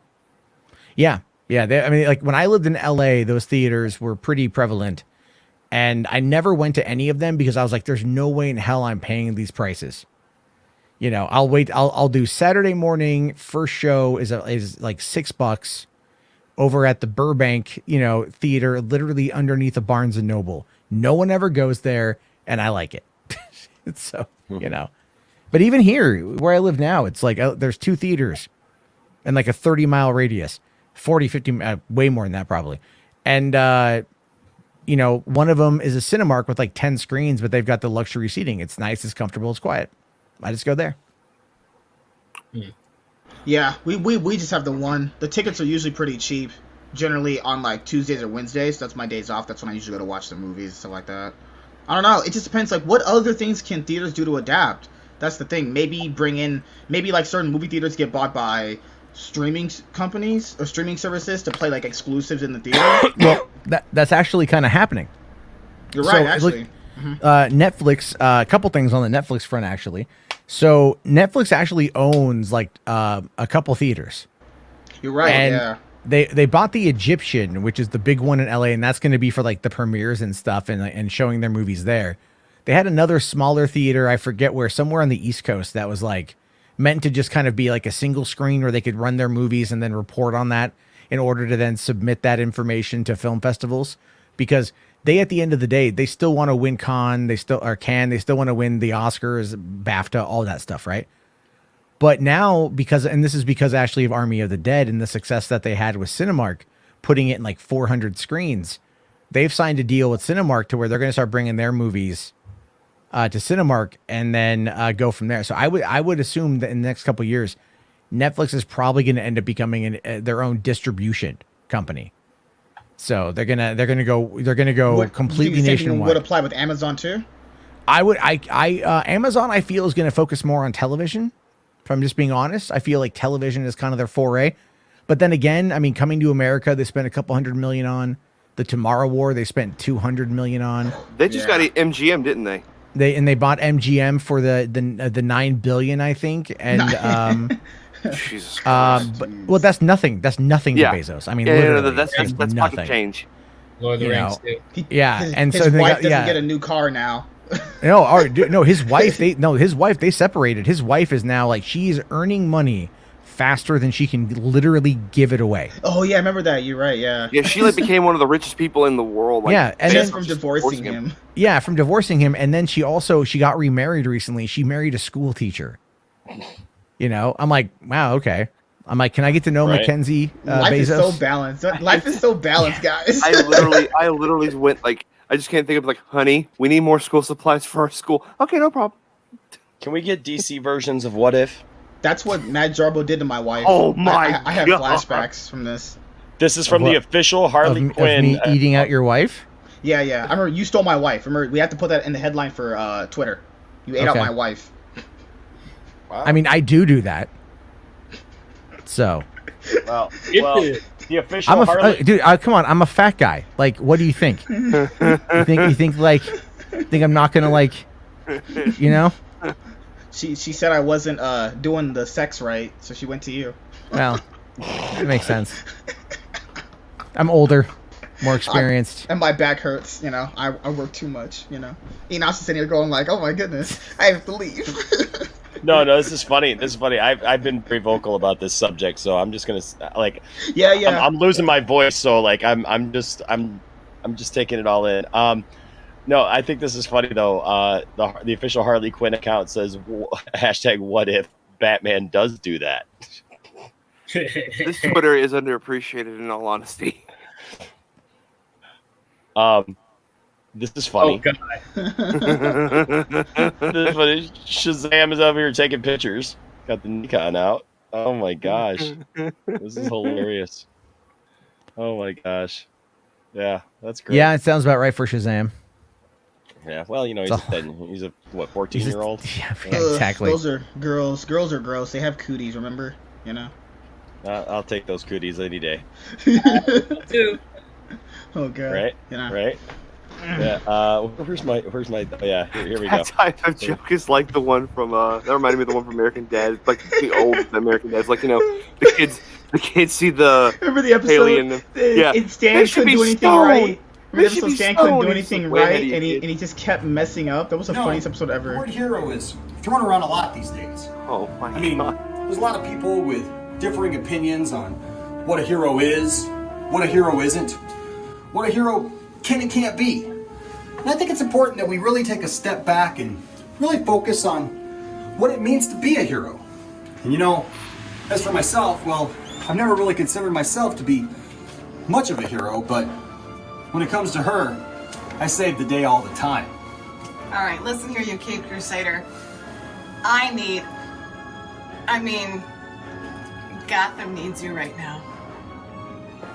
Well, who am I to leave a damsel in distress? I mean, boys and girls, canon is important. To the Batcave!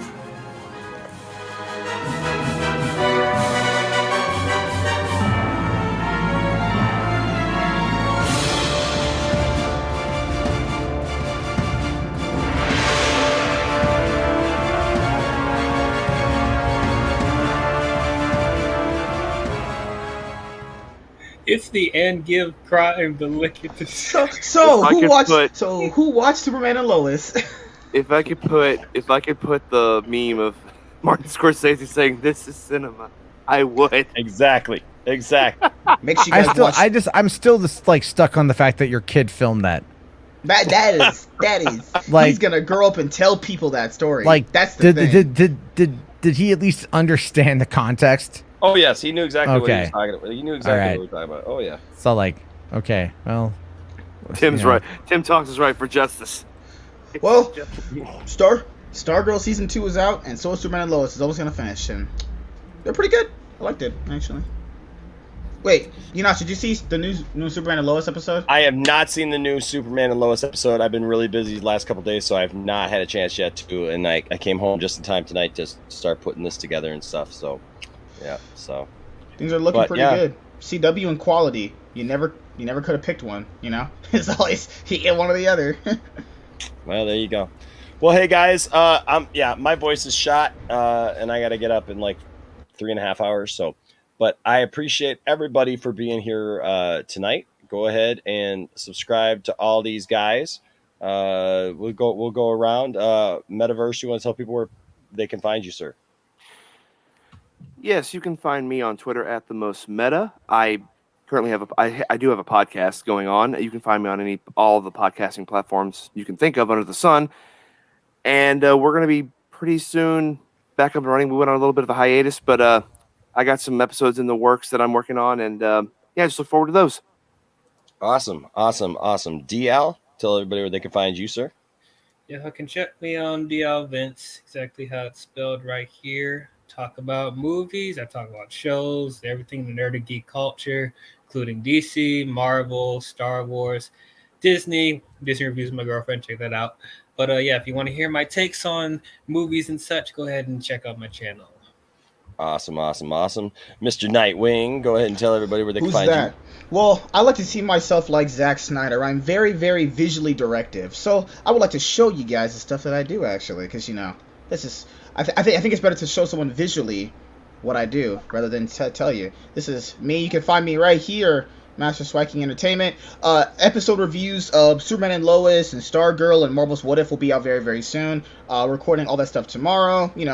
I do pretty much everything. There's very, very few subjects I can't talk about, like wrestling and Star Trek and Star Wars, but I can touch on anything under the sun. We stream every week. We just do it all. Watch parties, everything. Cool, man.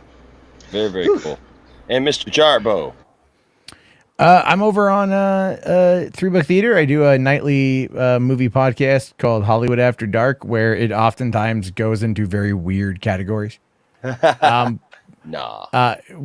Well, yeah. I mean, we have one guy right now who is really into Warhammer 40K. So half the episode, sometimes the episodes turn into lore lessons about Warhammer 40K. It's very odd. I've never played it, but I'm learning a lot and I enjoy it. And yeah, that's where I'm at most nights.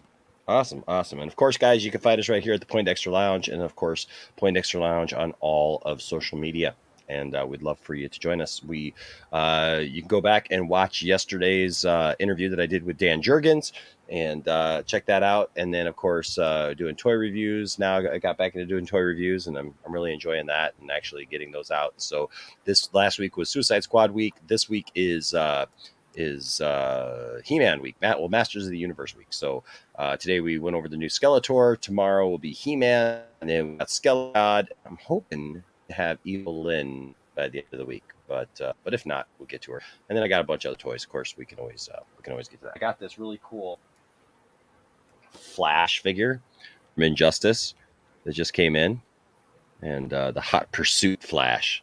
And I actually really dig this one. So that's pretty cool. So I'll be doing that, and of course got my maskless Batman there that just came in. So I got some cool stuff to go over here in the coming days. So hey guys, let's make sure to subscribe, hit that like button on your way out, and check to make sure you're subscribed, because YouTube is really loving to screw with me right now, and we don't like that. So so please help out. But other than that, guys, remember, like what I always say, don't let anybody tell you that your fandom doesn't matter. And don't tell anybody that their fandom doesn't matter, but seek to have good conversations and, and hear each other out. And above all, you may not agree with everybody, and you may not always come to some agreement in the end, but make sure you treat people with respect, and, at least leave the conversation being able to give a fist bump or, a high five, and just be like, hey, you know what? That's cool. You got your feelings on the topic, and I do too, because this is all nerd stuff. We all have to go back to the real world. And so, you know what? Act like it. All right. So anyways, thanks guys for tuning in. Appreciate you all. Always appreciate you guys when you stop by the Poindexter Lounge. And till next time, you all stay nerdy. Bye.